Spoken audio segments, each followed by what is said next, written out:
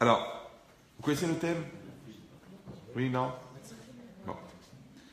Donc, c'est vrai que c'est marqué dans la Torah, un passage très connu, qui a fait un tube il y a 2000 ans, par un gars de chez nous qui a mal tourné. Tu aimeras ton prochain comme toi-même. Comme ça, c'est marqué. Ve'afta l'ereacha kamocha. Tu aimeras ton prochain comme toi-même. Maintenant, ce qui est bizarre, c'est que ce passouk-là, il est placé dans un contexte, au niveau du texte, qui est très compliqué. Parce que juste avant que la Torah elle donne cette mitzvah d'aimer son prochain, juste avant, la Torah elle dit Lotikom velotitor et bene amecha. Tu ne devras pas te venger, tu ne devras pas garder rancune envers quelqu'un de ton peuple. Juste avant, c'est marqué Ochiach tochiach et amitecha. Tu devras réprimander. Si tu vois quelqu'un, un autre juif qui fait une faute, qui est interdite par la Torah, il y a une mitzvah de le réprimander. Juste avant, c'est marqué Lotisna et achicha bilvavecha. Tu n'haïras pas ton prochain dans ton cœur. Donc ça fait une liste un peu spéciale. D'accord? La Torah, elle interdit de haïr. La Torah, elle oblige à réprimander son prochain. La Torah, elle interdit de se venger, de garder rancune. Et ensuite, la Torah, elle t'oblige à aimer ton prochain. Et pour terminer, c'est marqué Ani Hashem. Je suis l'Éternel. Donc pas tellement le rapport qui existe entre cette notion de Ani Hashem et en même temps tous ces interdits qui sont venus avant. Maintenant, on sait que si la Torah elle met les choses dans un certain contexte, ça veut dire que ce contexte il est nécessaire pour la compréhension globale. Parce que jamais vous pouvez sortir une chose de son contexte, et quand vous la regardez dans un autre contexte, ça n'a plus aucun sens. Comme vous prenez une phrase dans un livre, hors du contexte, ou dans un article, ou vous prenez une personne hors contexte. Quand vous jugez quelqu'un, par exemple, il faut la juger avec son contexte. Parce que si vous ne tenez pas compte du contexte, peut-être que vous auriez, dans le même contexte, vous auriez fait pire que cette personne-là. C'est normal. C'est pour ça que chaque lettre dans le Sefer Torah, elle est entourée de blanc. Vous savez ça? Oui. Chaque lettre, il y a du blanc autour. Maintenant, le blanc de la lettre, il fait partie de la lettre. Et si vous collez deux lettres, en même temps, vous fabriquez une autre lettre, mais en même temps, vous faites un autre blanc. Vous me suivez ou... Voilà. Et chaque blanc, en vérité, chaque lettre, elle correspond à un Ben Israël. C'est marqué, il y avait 600 000 âmes au moment du Matan Torah, et il y a 600 000 lettres dans le Sefer Torah. En vérité, il y a 312 000, mais il y a des lettres qui se divisent en deux. D'accord? Donc c'est pour ça que ça fait 600 000. Maintenant, le blanc de la lettre, il fait partie de la lettre. Puisque chaque lettre correspond à une personne, donc le blanc de la lettre, comme il y a la cache-route de la lettre, il y a la cache-route du blanc. La forme du blanc. Maintenant, le blanc, c'est le contexte. Chaque personne a un contexte. Si tu prends la personne en dehors de son contexte, ce n'est pas la même personne. Donc, on est obligé de regarder la personne dans son contexte. Ben, de la même manière, le pasouk, on est obligé de le regarder dans son contexte. C'est-à-dire qu'Hachem, ce n'est pas par hasard qu'il va mettre ces notions, a priori, qui n'ont rien à voir, autour de ce pasouk-là. Parce que c'est un pasouk central. Maintenant, quand c'est marqué Ve'afta et Hachem Elokecha, c'est un verbe. C'est un verbe actif. Tu aimeras ton prochain. Maintenant, première question qui se pose, c'est que la Torah, elle peut ordonner des actes. La Torah, elle peut dire, mets les téphilines sur ton bras. Elle peut dire, fais Shabbat. Elle peut dire, mange kasher. Mais comment la Torah, elle peut dire, aime? Dis, j'aime pas. J'aime pas. Il y a des gens que j'aime, des gens que j'aime pas. J'aime pas les grands, j'aime pas les mecs, j'aime pas les intellos, j'aime pas les religieux, j'aime pas les pas religieux, j'aime pas. La Torah dit, de quoi je me mêle? Ve'afta. Tu aimeras. Donc ça devient une mitzvah positive. Maintenant, vous savez que quand la Torah, elle donne une mitzvah, la mitzvah, c'est pas seulement d'accomplir la mitzvah. La mitzvah, c'est aussi de se donner les moyens de faire la mitzvah. C'est que si je ne me mets pas en situation de faire la mitzvah, je ne peux pas faire la mitzvah. Comme par la Torah, par exemple, elle a dit respecte ton père et ta mère. D'accord? Maintenant, les commentaires, ils expliquent que si toi, tu ne vois pas les qualités majeures de tes parents, tu ne peux pas les respecter. Donc tu dis non, je les haïs, qui crèvent, qui s'étouffent, mais je les respecte. Tu ne respectes rien du tout parce que tu penses que c'est des pauvres types, des nuls et des débiles. Par contre, quand tu as développé la connaissance de leurs qualités, que tu vois combien ils sont essentiels, combien ils sont différents, combien ils apportent dans le monde une part qui n'existe nulle part ailleurs chez aucune autre personne, c'est facile de respecter. C'est quand le grand sadique qui rentre dans la ville, je crois que c'est difficile de se lever, je crois que c'est difficile de ne pas lui couper la parole, je crois que c'est difficile d'aller contre lui. C'est facile. Pourquoi? Parce que tu sais qu'il est grand. Donc si tu n'arrives pas à respecter quelqu'un, c'est parce que tu n'as pas vu sa grandeur. Donc l'obligation de respect, elle passe par un précédent qui s'appelle de voir la valeur et la grandeur de l'autre. Ça va? Le problème, c'est que pour être respecté, il faut être respectable. Je ne sais pas si vous me suivez. C'est que si le Rav, il t'insulte, il dit des gros mots et il trompe sa femme, tu dis, j'arrive pas à le respecter, même s'il fait 1m88. Donc c'est un grand rabbin. D'accord? Donc, on ne peut pas respecter quelqu'un qui n'est pas respectable. De la même manière, toi, en tant que mari, tu exiges le respect, mais est-ce que tu es quelqu'un de respectable? Non, je suis un voyou, je dis des gros mots, je l'insulte et je la frappe. Mais elle doit me respecter, je suis son mari. Non, là, tu t'es trompé de religion, c'est une autre religion, tout le monde était au courant. Non, toi, tu dois être respectable pour être respecté. En tant que parent, tu dois être respectable pour respecter. Toute la vie, c'est comme ça. Donc, ça veut dire qu'il y a une espèce d'échange perpétuel entre celui qui doit recevoir le respect et celui qui donne le respect. D'accord? De la même manière, entre celui qui veut être aimé, ouais, et celui qui aime. Pourquoi? Parce que pour être respecté, il faut être respectable. Pour être admiré, il faut être admirable. Et pour être aimé, il faut être aimable. Mais pas aimable dans le sens poli. Non, aimable dans le sens qu'on peut aimer. Il y a de quoi aimer. Mais s'il n'y a pas de quoi aimer, il n'y a pas. Il n'y a pas de quoi aimer. Comment j'aime? Je vais aimer quoi? D'accord? Tu vois, je pense que c'est comme un cadavre de chien pourri. Tu dis, tu veux goûter? Non. Mais goûte, peut-être tu vas aimer. Mais je ne vais pas aimer. C'est un cadavre de chien pourri. Il y a des vers qui sortent. Je ne peux pas aimer ça. Tu dis, mais c'est dégoûtant. De quoi il parle? Mais c'est ça la logique. La logique, c'est que quand on veut être aimé, on ne peut pas exiger de l'autre de nous aimer. On peut juste susciter chez l'autre l'idée d'être aimé. Pour ça, il faut être aimable, c'est-à-dire la capacité d'être aimé. Donc il y a une espèce de rapport tout le temps entre les personnes qu'on aime, les personnes qu'on voudrait qui nous aiment, ouais, et ce rapport-là, c'est ça l'effet miroir. Maintenant, Hachem, vous savez, il a créé 7 milliards d'êtres humains. Nous, on a à peu près 15 millions. D'accord? Maintenant, sur la Terre, il y a 7 milliards d'humains. Maintenant, ce qu'il faut savoir, les interruptions ne sont pas prévues au forfait. D'accord? Mais ça paraît, vous pouvez essayer, mais je suis armé, faites attention. Donc c'est quoi l'idée? L'idée, c'est que, en fait, il y a des millions et des milliards d'étoiles. Le bon Dieu, il aurait très bien pu faire 7 milliards de planètes habitables. Et on aurait été chacun dans une planète. Alors pourquoi il nous a tous mis? Parce que pour l'instant, d'après la science, la seule planète habitable, c'est la nôtre. Il n'y en a pas d'autres avec une atmosphère, de l'air, de l'eau, de quoi manger, de quoi vivre. Il n'y en a pas. Ils ont essayé sur Mars, ils ont essayé sur Bounty. Ils n'ont pas trouvé. D'accord? Mais l'idée, c'est quoi? C'est qu'il y a une seule planète habitable. Maintenant, pourquoi le bon Dieu, il a fait une seule planète habitable? Puisqu'on passe notre journée à se plaindre de l'existence de l'autre. Il aurait dû faire une planète par personne. Les choses auraient été tranquilles. Personne avec qui t'engueule, personne qui te regarde, personne qui te parle, personne qui te juge. C'était bien. Non. Le bon Dieu, il a dit, vous êtes tous sur la même planète. Tous. Deuxième point de pression, c'est que la Gemara dit qu'Hachem chez Partsufem Shonot, Kardatem Shonot. De la même manière que les visages sont différents, les esprits sont différents. C'est-à-dire qu'en fait, il n'y a pas deux vrais sosies dans le monde. Même deux sosies, deux frères jumeaux qui sortent de la même mère, même deux clones, ouais, ils ne sont pas pareils. Pourquoi? Parce qu'ils ont les empreintes digitales différentes. Donc il n'y a pas deux sosies pareils. Maintenant, pourquoi est-ce qu'on n'a pas créé deux sosies? Pourquoi? Le bon Dieu, pourquoi il aurait pu faire un modèle réutilisé plusieurs fois? Non. Chacun est différent. Pourquoi? Pour que tu comprennes que de la même manière que le visage est différent, l'esprit est différent. Keshem chez Partsufem Shonot, Kar Datem Shonot. C'est quoi le Da'at? Le Da'at, c'est l'esprit de la personne, c'est la conscience de la personne, c'est la connaissance de la personne, c'est le rapport à la réalité. C'est-à-dire que chacun d'entre nous, au fond, à l'intérieur, il est totalement différent de tout le monde.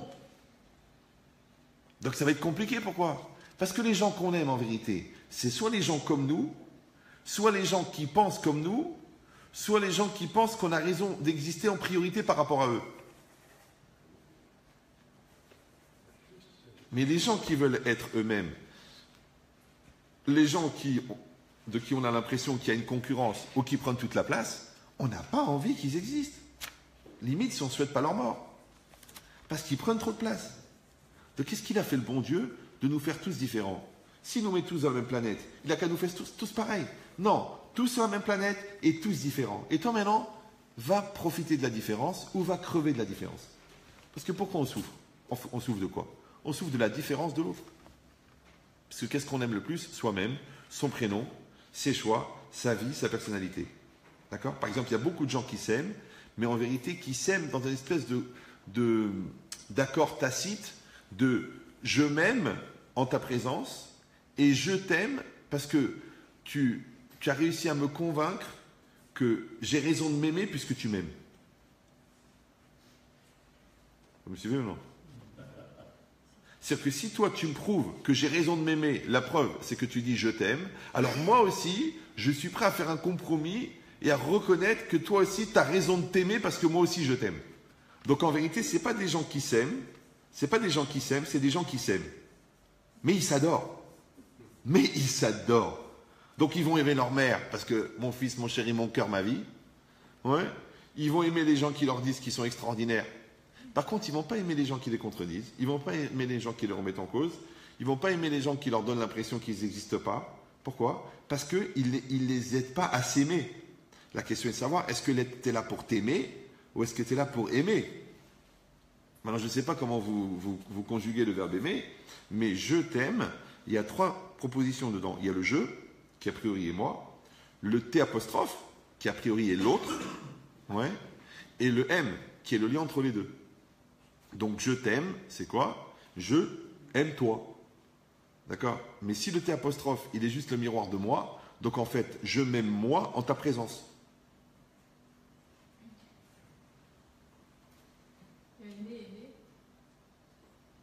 A priori, ce n'est pas un débat, mais bon, si vous voulez qu'on fasse un débat, moi je veux bien, mais il y aura des hauts débats, on n'y arrivera pas. D'accord? Donc on va rester concentré pendant 1h15 et après, je vous laisse poser toutes les questions que vous voulez jusqu'à demain matin dans un horaire maximum de 5 minutes. Donc qu'est-ce qui est marqué ici? Ici, c'est marqué une chose incroyable. Non, parce qu'en vérité, je ne sais même pas où je vais. J'ai juste le titre et un roumage. Si vous me coupez au milieu, khlet al-denia. Maintenant, si vous me laissez parler, vous allez entendre quelque chose d'extraordinaire. Vous allez faire à peu près 8 ans d'eshiva, 17 ans de faculté. Mais il faut juste ne pas me couper parce que c'est comme le tagine, il n'arrive pas à cuire quand on l'enlève du feu. Maintenant, si vraiment vous pensez que vous pouvez dire mieux que moi, vous vous mettez là, moi je m'assois là-bas et ça va très bien se passer, mais je serai moins payé. Alors, donc qu'est-ce qui est marqué ici? Ici, c'est marqué une chose incroyable. Que l'amour, c'est le rapport que j'entretiens avec l'autre. Donc déjà, il faut apprendre à compter jusqu'à 2. Maintenant, quand les gens ils n'arrivent pas à compter jusqu'à 2, parce que 2 pour eux, c'est la remise en cause, 2 pour eux, c'est l'obligation d'exister pour l'autre, 2 pour eux, c'est l'obligation de générosité, de partage, d'accepter la différence, de respect. Donc c'est déjà trop 2. Ils n'arrivent pas. Il faut un grand rave. Un élève à lui, il est venu le voir, il a dit « Rav, j'ai été sensible à la souffrance de quelqu'un. » Le Rav, il a dit « Je suis content de savoir que tu sais compter jusqu'à 2. » Non, ça a l'air débile comme ça, mais il y a beaucoup de gens qui n'arrivent pas à dépasser 1. Parce que tu leur demandes un service, ils vont s'étouffer. Tu leur dis qu'il n'y a pas que toi qui souffres, ils te disent « Non, je suis le monopole de la douleur. » Ouais, tu leur dis « Bon, tu pourrais partager un peu. » Ils disent « Je peux pas, je suis juste. 1 million d'euros, c'est juste. » D'accord. Tu leur dis « Tu peux recevoir quelqu'un à la maison. » Ils disent « Je peux pas. J'arrive pas parce que je ne supporte pas la laine de l'autre. » Ouais. Donc ça veut dire quoi? Ça veut dire qu'en fin de compte, l'autre, c'est un problème. D'ailleurs, Sartre, qui était connu pour son côté des tartrans, oui, il a dit une chose incroyable. Il a dit l'enfer, c'est les autres. T'as entendu parler de Jean-Paul? Oui. Il a dit l'enfer, c'est les autres. Il a raison ou il a tort? Bon, peut-être qu'on verra les cas personnels après si vous voulez. Oui. Mais en vérité, il a raison. Oui, il a raison. Pour un goy, il a raison. Donc pour un juif, c'est pas possible. Parce que la seule manière d'aller au paradis, c'est de profiter de la différence de l'autre. Maintenant, la différence de l'autre, si tu la subis, c'est l'enfer. Si tu la sublimes, c'est le paradis. Pourquoi? Parce que la différence de l'autre, elle t'oblige à te dépasser toi. Alors que le mimétisme de l'autre ne te fait pas changer. Maintenant, tu dois décider où tu es né parfait et on se demande qu'est-ce que tu fais dans ce monde-là, ou tu es né pour évoluer. Et l'autre, il t'oblige à évoluer. Ça va? C'est-à-dire que la personne qui va aller au monde futur, ce n'est pas la personne que tu es, c'est la personne que tu vas devenir. Maintenant, si tu dis « je suis parfait, pourquoi je vais changer ?» Alors le bon Dieu va dire « pourquoi je t'ai donné 120 ans, j'aurais pu te donner 5 minutes ?» Tu nais à 30 ans, tu ouvres les yeux, je dis « bonjour, je suis ton créateur, est-ce que tu crois en moi? Oui. Es-tu prêt à faire ma volonté? Oui. Eh bien tu peux mourir, ça y est, tu as fait ce qu'il fallait. Pourquoi 120 ans? Pourquoi 120 ans? Pourquoi l'enfance, l'adolescence, les nerfs, l'acné, la souffrance, le problème de l'autre, la surcharge pondérale, l'angoisse, le mariage, le shalom baït? Pourquoi tout ça? Pourquoi faire? Tu ne peux pas nous la jouer simple. 4 minutes concentrées. C'est bien. Vous me suivez ou non? Pourquoi? Parce que vous avez compris maintenant. Parce que être, ça prend 1 seconde. Mais devenir, ça prend 120 ans. Maintenant, le plus grand partenaire de ton devenir, c'est l'autre. C'est pour ça que si vous réfléchissez bien, il y a ce qu'on appelle mitzvot ben adam lachavero et mitzvot ben adam lamakom. Oui, il y a des mitzvot qui s'adressent directement à Dieu, par exemple comme les téfilines. Il y a des mitzvot qui s'adressent à l'autre, d'accord? Payer son employé, juger l'autre positivement, faire de la bonté, soigner les malades. Tout ça, c'est des mitzvot qui s'adressent à l'autre. Maintenant, pourquoi le bon Dieu, il a mis deux genres de mitzvot? Puisqu'a priori, la mitzvah, c'est de servir Dieu. Donc pourquoi il a mis les mitzvot envers l'autre? Ça ne sert à rien. On aurait dû faire que chacun, il est face à Dieu, avec sa responsabilité de juif, et de faire ce qu'il a à faire. Alors pourquoi on a besoin de l'autre? On pose exactement la même question dans la Gemara dans Kiddushin. La Gemara, elle dit que celui qui n'est pas capable de respecter ses parents, il ne pourra pas respecter Dieu. Celui qui n'est pas capable de craindre ses parents ne pourra pas craindre Dieu. Le Messias Fécharim dit celui qui ne peut pas aimer l'autre, il ne peut pas aimer Dieu. Puis mais quel rapport? Moi j'aime Dieu, j'aime pas l'autre. J'aime pas l'autre, j'aime pas les autres. Ils me fatiguent, ils me saoulent, ils me prennent la tête. Alors comment tu vas aimer Dieu? Pourquoi? Parce que c'est un calvaha mort. Si déjà l'autre qui est devant toi, qui existe et qui est concret, tu n'arrives pas à avoir un sentiment d'amour ou de reconnaissance, alors le bon Dieu que tu ne le vois pas. C'est impossible. Mais pousse encore un peu le raisonnement. Peut-être que c'est encore pire que ça. C'est pas seulement que tu as besoin, c'est-à-dire que l'autre, il te permet, en fin de compte, de savoir est-ce que tu es capable d'aimer. C'est plus que ça. C'est qu'en fin de compte, l'apprentissage de l'amour de Dieu, il vient par l'amour de l'autre. Parce que l'apprentissage du respect de Dieu, il vient par l'apprentissage du respect des parents. Comme l'apprentissage de la crainte de Dieu, ouais, il vient par l'apprentissage de la crainte des parents. Parce que tes parents, ils sont le relais entre toi et Dieu. Comme tes enfants, ils sont le relais entre toi et Dieu. Comme l'autre, il est le relais entre toi et Dieu. Maintenant, toi, si tu es capable de poser un point là où tu es, deuxième point là où est l'autre, et qu'entre les deux points, tu peux faire tracer une droite, jusqu'où elle va la droite? Plus l'infini. Il faut juste pousser les limites de la droite. D'accord? Si tu crois en Dieu, si tu ne crois pas en Dieu, il vaut mieux habiter un étage élevé. Mais si tu crois en Dieu, d'accord, tu sais que chaque événement, il est là pour te faire grandir. Chaque rencontre. Maintenant, plus un partenariat il est long, plus il est nécessaire. Donc le partenariat du gars que tu rencontres dans le bus, il dure 10 minutes. Le partenariat de la personne avec qui tu attends le feu rouge, il dure 30 secondes. Mais le partenariat de la personne que tu épouses, il dure 30, 40 ans. Le partenariat avec tes parents, il dure un certain nombre d'années. Le partenariat avec tes enfants, à peu près la même longueur. Ouais. Le partenariat avec les professeurs. Maintenant, Akadosh Baruch Hu, mais avec Zivugim, Hachem, il crée des couples. Ça veut dire que les partenariats nécessaires, ils sont organisés par le bon Dieu. Donc, tu rencontres les gens que tu as besoin de rencontrer. Ça veut dire que les enfants ont besoin des parents. Mais ça veut dire aussi que les parents ont besoin des enfants. Ça veut dire que l'homme a besoin de la femme et la femme a besoin du mari. Maintenant, toi, tu as besoin des gens qui t'aiment. Tu as aussi besoin des gens qui te haïssent. Tu as besoin des bons exemples. Le gars, il t'a montré qu'est-ce que c'est la valeur de la patience. Mais tu as aussi besoin des mauvais exemples. Parce que quand tu as vu la colère et la radinerie, tu as su de quoi te préserver. Donc, toutes ces rencontres-là qu'on va faire durant toute notre vie, ils vont nous aider à devenir la personne qu'on est censé être. Ça va? Encore une fois, mais si je refuse l'autre, si je refuse l'existence de l'autre, si je refuse la remise en cause de l'autre, alors en fin de compte, j'ai un vrai problème. C'est comme si je jette tous les livres et tous les cahiers d'exercice. Après, j'ai dit, j'espère que je vais assimiler le programme. Je rappelle que l'école, c'est la vie. Le programme, c'est la Torah. Le directeur d'école, c'est le bon Dieu. Les exercices, c'est les expériences de la vie. Et le professeur de travaux dirigés, c'est l'Yetzer Hara. Il va t'organiser les exercices.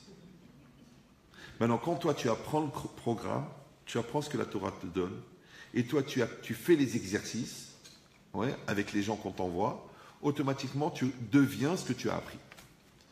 Maintenant, il y a des gens, ils ne veulent pas apprendre le programme. Je n'ai pas besoin, ça ne me sert à rien. De toute façon, j'ai une licence de psycho, j'ai un BEP de mécanique à l'Orte. Kol hakavod, bravo pour toi, que Dieu te protège et t'éclaire. Mais ça ne suffit pas. Donc, tu as besoin du programme. Maintenant, le programme, le bon Dieu, il a créé un programme qui est adapté au monde, puisqu'il a créé le monde en créant le programme. Parce que d'abord, il a créé la Torah, après, il a créé le monde. Donc, le monde, il est adapté à la Torah. Donc quand l'homme il est adapté à la Torah, il est adapté au monde, c'est transitif. Mais encore une fois, il y a beaucoup de gens qui disent non, je n'ai pas besoin, je me débrouille tout seul, je suis intelligent, j'ai un cerveau, j'ai du bon sens. Ok. Mais qu'est-ce que tu veux faire mieux? Tu veux faire mieux qu'Aristote? Tu ne feras pas. Tu veux faire mieux que Platon? Tu n'arriveras pas. Tu veux faire mieux que Freud? Tu n'arriveras pas. Maintenant, Aristote, Freud et Platon, c'est la pointe de un Yud dans le Sefer Torah. Peut-être j'exagère. La moitié. Vous me suivez ou... Non, c'est vrai, je reconnais que vous avez dit, écoutez, je ne vois pas le rapport, écoutez, j'ai fait 10 ans de fac. Ah, fac. C'est vrai qu'il faut savoir le lire dans la Torah. Mais celui qui sait le lire dans la Torah, Aforba ve Kulaba. Tout est dedans, mais il faut savoir le lire. Comme dans n'importe quelle logique, d'accord? Moi, j'ai eu la chance de ne pas faire d'études, par exemple. Ouais. Et les gens viennent me dire, mais écoutez, c'est un doctorat, c'est quel niveau, c'est quel truc, c'est puissant, vous vous rendez pas compte, mais vous vous rendez même pas compte de ce que vous dites. Parce que moi, je parle, j'ai un débit.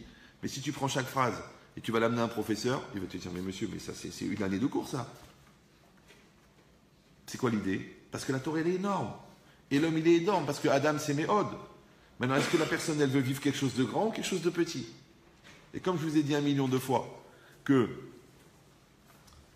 tous les ans, on fait l'élection de Miss Univers. Et tous les ans, on fait l'élection de Miss Monde. Mais le jour où on va faire l'élection de Miss King, il y aura des candidats. Donc, il faut juste décider si tu veux voir la vie en grand, tu veux voir la vie en petit. Ouais. Si tu veux voir tes enfants énormes, tu veux les voir petits. Non, des fois, on a peur que les enfants grandissent. Parce qu'ils vont nous rappeler qu'on est des gamins. C'est pas grave. D'accord? Non. Il faut accepter que ses enfants sont grands. Il faut accepter que ses parents sont immenses. Il faut accepter que l'avenir est extraordinaire. Il faut accepter. Maintenant, c'est un challenge, c'est difficile, c'est dur. Ou non, non. Tu dis, j'ai peur, je m'angoisse, je me stresse. Qu'est-ce qu'il en sera? Comment ça va se passer? C'est difficile. Il est trop petit, il est trop truc, il est trop lourd, il comprend rien. Comme tu veux. C'est comme tu veux. On a créé des cavernes, on a créé des catacombes, on a créé des bouches d'égout, on a créé des endroits pour réfugier les névroses. Moi, je le dis et je le répète avec conviction, tirez la chasse. C'est-à-dire étudier le chasse. Intéressez-vous à des choses plus grandes que vous. Évoluez. Soyez trop bien, trop confiant, trop heureux. Et au pire, ça ira bien. Mais si vous voulez vous enfermer dans votre souffrance, dans votre manque de confiance, dans vos mal-être, dans votre peur de l'avenir, à la limite, c'est presque un devoir civique de participer à la distribution des antidépresseurs en France. Mais si tu dis, je suis pas bon client, moi je vais bien. Pourquoi je vais prendre un antidépresseur? Parce que je vais bien. Eh bien, c'est ça l'idée. L'idée, c'est que la plus grande satisfaction que tu peux avoir dans le monde, c'est l'autre. Mais la plus grande souffrance que tu peux avoir dans le monde, c'est l'autre. C'est pour ça que le mariage, ça peut être the couple. J'ai 2%. Ou ça peut être l'enfer. Qu'elle crève, qu'elle s'étouffe, qu'elle meurt, elle, sa race, sa famille. Je ne comprends pas, mais c'est la mère de tes enfants. J'en peux plus. Je la vois, j'ai les nerfs. C'est bizarre. Et quand c'était un mariage d'amour, mais mon cœur, ma vie, mais je lui donne mon sang, ma neshama. C'est bizarre, non? Comment les gens, ils sont tellement dans l'amour et ils passent dans la haine. C'est que l'amour et la haine, c'est les deux côtés de la même pièce. C'est la même intensité, seulement que c'est d'un côté ou de l'autre. Ça va? Donc pourquoi c'est comme ça? En vérité, c'est marqué ici. Lo tisna et achicha milvavecha. Tu ne haïras pas ton prochain dans ton cœur. Et juste après, c'est marqué ve'afta lereacha kamocha. Tu aimeras ton prochain comme toi-même. Maintenant, les deux choses, a priori, sont totalement différentes. La haine et l'amour, c'est différent. Mais d'un autre côté, c'est très proche. Pourquoi? Je crois que j'avais dit ça la dernière fois que j'étais venu, mais je ne sais pas. Vous pouvez réécouter, c'est pas grave. Vous comprendrez mieux, et puis moi, ça me donne l'occasion aussi de réécouter. Donc, je vous donne l'idée. Ahava, le mot Ahava, en hébreu, vous savez que les lettres ont une valeur numérique. Donc, quand vous calculez la valeur numérique des lettres du mot Ahava, et que vous les associez, ça fait Tov, ça fait 13. Et 13, c'est la même valeur numérique que Echad. Et Echad, c'est 1. D'accord? Donc, de là, on apprend que aimer, c'est faire 1. Super. Mais le mot Sin'a, qui veut dire la haine, d'accord? Au niveau phonétique, ça ressemble à Shnaim. Et Shnaim, c'est 2. Alors, c'est intéressant que l'amour, c'est de faire 1, et que la haine, c'est de faire 2. Maintenant, il y a une mitzvah positive d'aimer. Donc, ça veut dire qu'il y a une mitzvah positive de faire 1 avec l'autre. Mais il y a un interdit dans la Torah de haïr. Puisqu'on a dit que la haine, c'est de faire 2, donc il y a un interdit de faire 2 et une obligation positive de faire 1. Maintenant, une obligation positive, ça veut dire qu'il faut agir Par exemple, quand la Torah l'a dit, la Torah l'a dit, il faut mettre les tefilines, il faut les mettre. Tu dis non, j'aimerais bien les mettre, je souhaite les mettre, j'ai rien contre. Si Dieu veut, blinéder, ça se fera un jour, peut-être mes enfants les mettront. Ça marche pas. Il faut se lever, ouvrir la pochette, mettre les tefilines sur le bras et sur la tête. Ça s'appelle faire la mitzvah. Ça s'appelle une mitzvah assez, que là, il faut agir. Ça va? Par contre, il y a aussi des mitzvot lota assez. La mitzvah lota assez, c'est l'interdit dans la Torah. Il ne faut pas agir. Ça s'appelle kum ve assez, lève-toi et agis. Et ça s'appelle shev ve alta assez, reste assis, ne bouge pas, ne fais rien. Donc des fois la Torah elle me demande d'agir de manière active, dynamique et positive. Des fois la Torah me demande d'être passif. Ça va? Voilà. En français on appelle ça faire preuve de retenue. Nous on est le seul peuple au monde où quand on reçoit des missiles, on nous demande de faire preuve de retenue. Donc on a reçu des milliers de missiles. À chaque fois on nous a dit il faut faire preuve de retenue. Maintenant ça saute chez eux. Maintenant on va voir s'ils font preuve de retenue. Chacun son tour de comprendre est-ce que la retenue c'est bien. Donc c'est quoi l'idée? Faire preuve de retenue, c'est qu'il y a une énergie positive de faire un acte, il y a une énergie positive de ne pas faire un acte. Pas une énergie négative, oui, une énergie positive. Pourquoi? Parce que, par exemple, faire une bonté à quelqu'un, c'est moins dur que de ne pas faire un lachon hara. Tu as un beau lachon hara, un beau, fondé, basé, vérifié, documenté sur ta belle-sœur. D'accord? L'ancrage de ta haine. Donc elle est là. La langue de feu. Tu as envie de parler, tu as envie de dire. Tu dis c'est assourd et tu casques. Ça chauffe à l'intérieur. 8000 degrés. Tu dis rien, tu parles pas. Les Chachamim me disent il y a plus de mérite à ne pas faire une faute qu'à faire une mitzvah. Tu te retiens de voler, tu te retiens de mal agir, tu te retiens de frapper. Maintenant attention, tu vas dire oui mais quand je me suis retenu, j'ai rien fait. C'est faux, c'est faux. Dans la Torah, on récompense les actes positifs et on récompense la non-transgression des actes négatifs. Essayez, vous allez au commissariat de Poissy, vous dites bonjour, je voudrais voir le commissaire, oui, c'est privé, c'est normal, allez-y, voilà monsieur le commissaire. J'étais dans l'autobus, il y avait une dame à côté de moi avec un sac Chanel ouvert. Dedans, il y avait un portefeuille, d'accord, Louis Vuitton, avec une épaisseur de 2,5 cm de couleur violette. J'ai tout de suite compris que c'était billet de 500. Donc 2,5 cm de billet de 500, ça fait à peu près 35 000 €. Ouais. J'ai mis la main dessus. Je les ai caressés. Elle était nia, elle n'a rien vu. Je les ai même tenus. Je les ai même sortis un petit peu du porte-monnaie et je les ai laissés. Je voudrais la médaille du mérite de la ville de Poissy. Bon, le commissaire, il me regarde. Il dit, écoutez, pour la médaille, on va voir. Par contre, pour l'internement, ça, c'est garanti par moi-même. D'accord? Tu ne peux pas demander une récompense parce que tu n'as pas volé. C'est bizarre, non? Eh bien, dans la Torah, oui. Dans la Torah, si tu ne voles pas, c'est à l'occasion de voler, tu ne voles pas, tu te retiens de voler, tu as la récompense de ne pas voler. Pourquoi? Parce que la Torah, elle sait que la retenue, ouais, elle exige plus d'énergie que l'acte. D'accord? En plus que quand tu fais du bien, tu as la reconnaissance. Mais quand tu fais pas du mal, tu vas voir quelqu'un, tu dis, tu sais, je voulais te mettre une tarte, mais je te l'ai pas mis. L'autre, tu vas dire, oh merci, Kolakavod, on va fêter ce jour. Quoi? Pourriture, sale race. C'est quoi ces mauvaises pensées? C'est normal. Donc en vérité, c'est dur de ne pas faire le mal. Parce que ne pas faire le mal, il n'y a pas de reconnaissance. Il n'y a pas l'image de l'autre. On va pas te mettre une plaque parce que tu as été le héros de personne. C'est normal, non? La Torah, oui, elle te récompense. Pourquoi? Je vous dis pourquoi. Parce qu'en fait, de faire un acte positif, ça développe une énergie positive dans le monde. Mais ne pas faire un acte négatif, ça développe aussi une énergie positive dans le monde. Comme un enfant, par exemple. Tu veux lui apprendre les tables de multiplication. Alors tu dis 6 x 7. Il te regarde comme ça, il ne sait pas ce que tu veux. D'abord, il n'a jamais parlé sous la torture. En plus, il ne te veut pas de mal. Il n'aime pas faire du lachon hara. Ouais. Et toi, tu dis 6 x 7, 6 x 7, 6 x 7. Il ne comprend rien. Alors tu dis, bon, 42. Il dit, ok. Après, tu dis 7 x 7. Il dit 42. Il dit, mais t'es lourd ou quoi? Je te dis 6 x 7. Attends, tu me dis 42. Moi, je dis 42. Bah, alors 7 x 7, 49. Ok. Alors, d'accord. Alors, 6 x 8. Ah, papa, tu vas pas commencer à me faire, hein.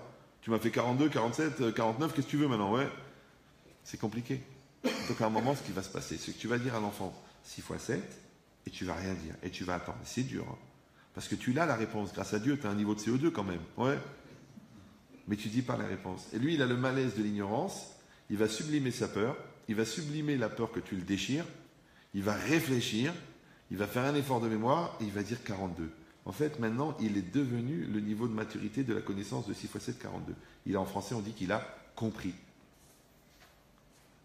Maintenant, toi, tu crois que simplement parce qu'il a réfléchi? Non. En te retenant d'exister à sa place, tu as laissé un espace dans lequel lui, il a pu exister.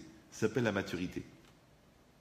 C'est pour ça que les enfants, si tu as peur qu'ils fassent des erreurs et que tu veux exister à leur place, ils vont rester des pauvres types. Et toi, tu dis, ben, tu vois, j'avais raison de penser que tu n'en étais pas capable. La preuve, c'est que j'ai tout fait pour que tu n'y arrives pas. Et ça s'est confirmé. Comme Hachem, il nous laisse prendre le risque de faire des avérotes. Mais c'est grâce à ça qu'on fait des mitzvot. Maintenant, il pouvait nous mettre un robot dans la tête, d'accord, nous enlever le Yetzirah, et on n'aurait fait que des mitzvot. Mais il ne veut pas ça. Il veut qu'on ait le choix, et que malgré ça, on fasse le bien. C'est ça, Natati lefanecha et achaim vetamavet, ou bacharta machaim, j'ai mis devant toi la vie et la mort, et tu as choisi la vie. Donc nous, c'est pareil. Est-ce qu'on est d'accord de laisser à nos enfants le risque de se planter, parce que c'est la seule manière de réussir? Ou non? Tu dis non, on va tout faire, pour pas qu'ils prennent le risque. Mais s'ils ne prennent pas le risque, ils ne grandissent pas. Toute la vie, c'est pareil. C'est comme les enfants, par exemple, on les éduque. Vous savez, il y a un principe très connu qui s'appelle la bonté. Maintenant, dans la bonté, comme dans toutes les qualités, il y a un défaut. Par exemple, on dit en français populaire, on dit trop bon, trop long. Ouais. Maintenant, quand tu apprends à un enfant à être gentil, tu lui apprends aussi à se faire avoir. Donc, les dégâts collatéraux induits par la qualité s'appellent un défaut. Donc, il y a les défauts induits par les qualités. D'accord? Par exemple, quand tu apprends à quelqu'un d'être droit, alors il ne sait pas que des fois, il y a des circonstances atténuantes. Alors, ça s'appelle la psychorigidité. Quand tu lui apprends à être trop gentil, donc tu lui apprends à se faire avoir. Quand tu lui apprends à faire confiance à 100%, tu lui apprends pas à dire, attends, il faut avoir un peu l'esprit critique, parce que des fois, tu as des signes avant-coureurs que le gars, c'est un menteur ou un voleur. Donc, comment tu vas faire pour lui apprendre à lutter contre les défauts induits par les qualités que tu lui as données? Vous me suivez ou... Donc, tu es obligé de lui apprendre les qualités et en même temps à lutter contre les défauts induits par les qualités. Donc, tu lui apprendre les qualités, tu dois lui apprendre à lui éviter les défauts. Après, tu dois lui apprendre à éviter les défauts induits par les qualités. Et après, tu dois lui apprendre à profiter des qualités induites par les défauts. Par exemple, il est têtu. C'est un défaut. D'accord? Mais s'il en fait une qualité, ça s'appelle la détermination. Donc du coup, là, d'être têtu, c'est bon. Si tu l'utilises bien. Si tu l'utilises mal, c'est un défaut. Donc vous avez compris. Donc tu dois lui apprendre à gérer les défauts induits par les qualités et tu dois lui apprendre à utiliser les qualités induites par les défauts. Tu dis, ça fait beaucoup. Bienvenue au club des parents. Sinon, il fallait faire de l'élevage. D'accord? Maintenant, j'ai déjà expliqué à peu près 16 millions et demi de fois que quand je vous donne des exemples avec les enfants, avec les parents, avec les amis, avec les frères, avec les cousins, avec le couple, en vérité, tout ça, ce sont juste des résonances de nous-mêmes. C'est que, encore une fois, vous croyez en Dieu. D'accord? La croyance, c'est d'accepter que la réalité qui est en face de moi est adaptée à moi. Donc, c'est-à-dire que quand je suis dans une réalité, cette réalité, elle me concerne. Vous, par exemple, là, vous êtes là. Moi, je suis là. D'accord? Maintenant, vous voulez écouter un cours. Je suis content pour vous, c'est bien. Donc, je vais faire un cours. J'essaie de faire un cours de qualité parce que vous êtes des personnes de qualité. Aussi, moi aussi, j'ai pas envie de partir en disant j'ai fait un cours bidon. Donc, j'essaie de faire un bon cours. D'accord? Maintenant, vous pouvez apprendre de ce cours. Ou vous pouvez passer tout le cours en disant ah, il parle de l'autre. Attends, je vais tout retenir. Comme ça, quand je rentre à la maison, je le déchire. Mais non, parce que si vous êtes là, c'est que vous êtes concerné par ce que je dis. Maintenant, moi aussi, je suis concerné par vous. Parce que ce cours-là, moi, je le connais. Vous voyez ma feuille. Vous la voyez, la feuille, là? Vous la voyez ou non? D'accord? Donc, moi, je vais utiliser le cours pour grandir encore dans ma connaissance et dans ma compréhension et dans ma maturité par rapport à ces notions-là, d'essayer de faire qu'elles passent très rapidement de l'état de notion à l'état de vécu. Ça va ou non? Sinon, il y a une vraie question. C'est qu'est-ce que je fais là? Pourquoi le bon Dieu, il m'a donné cette réalité?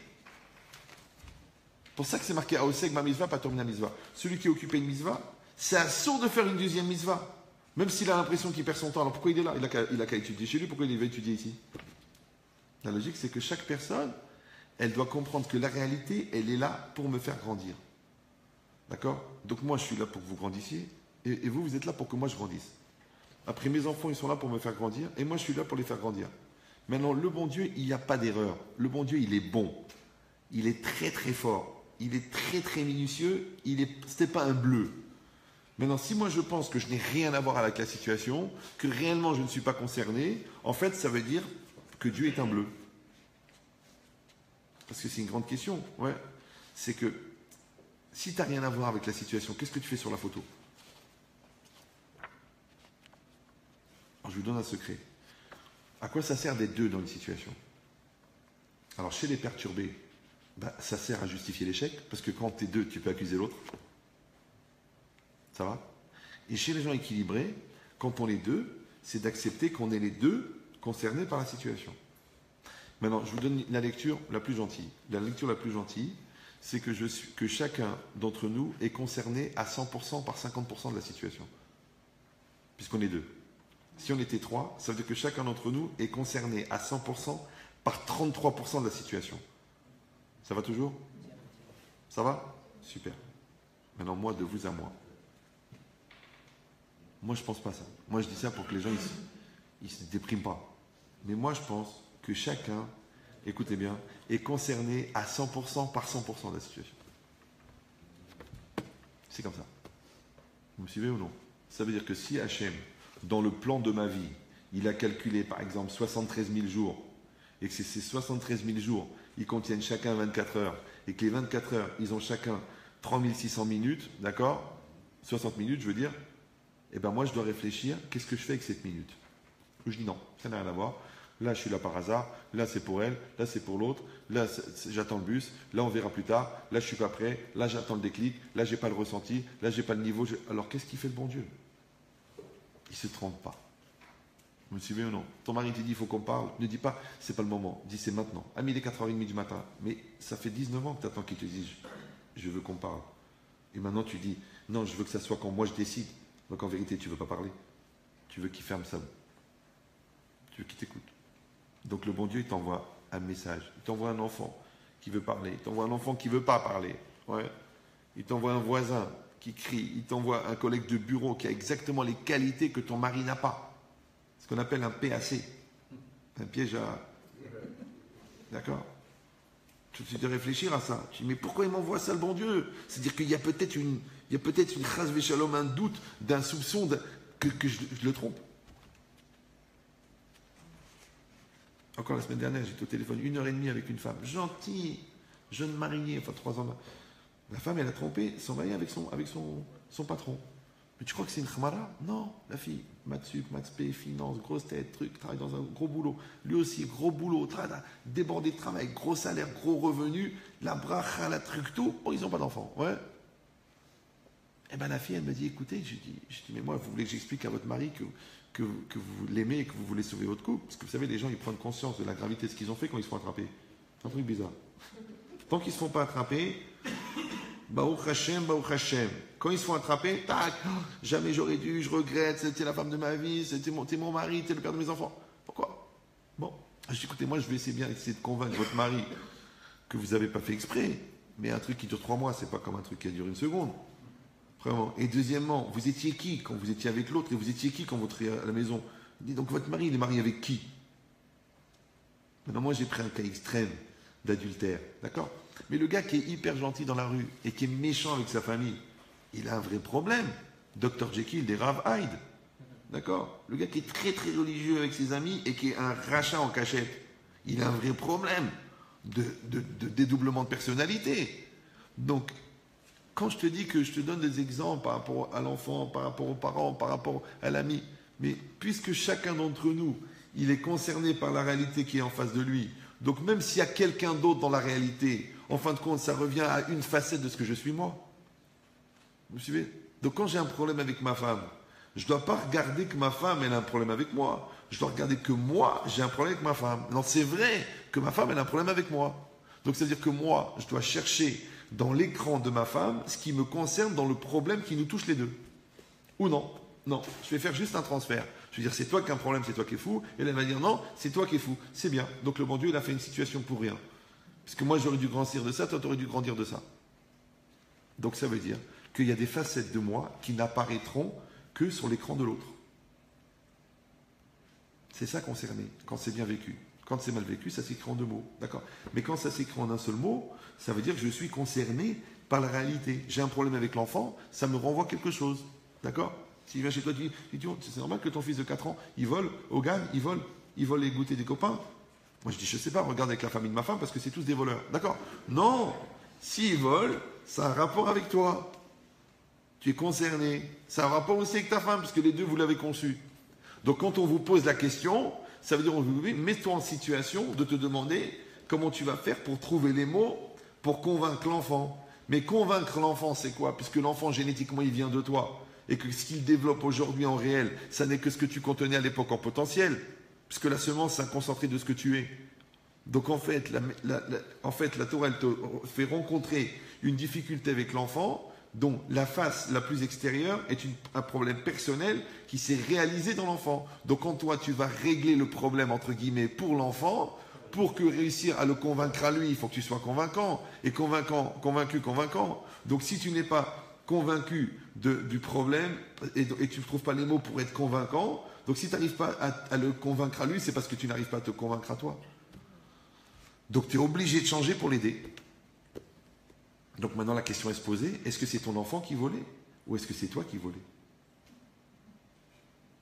Parce que pour que tu arrives à lui expliquer l'honnêteté, il faut que tu sois honnête. Mais si toi au fond, tu n'es pas honnête, comment tu vas lui expliquer l'honnêteté? Maintenant lui, sa malhonnêteté, elle était de manière gamine parce qu'il a été volé un goûter. Mais toi tu voles toute la journée au téléphone.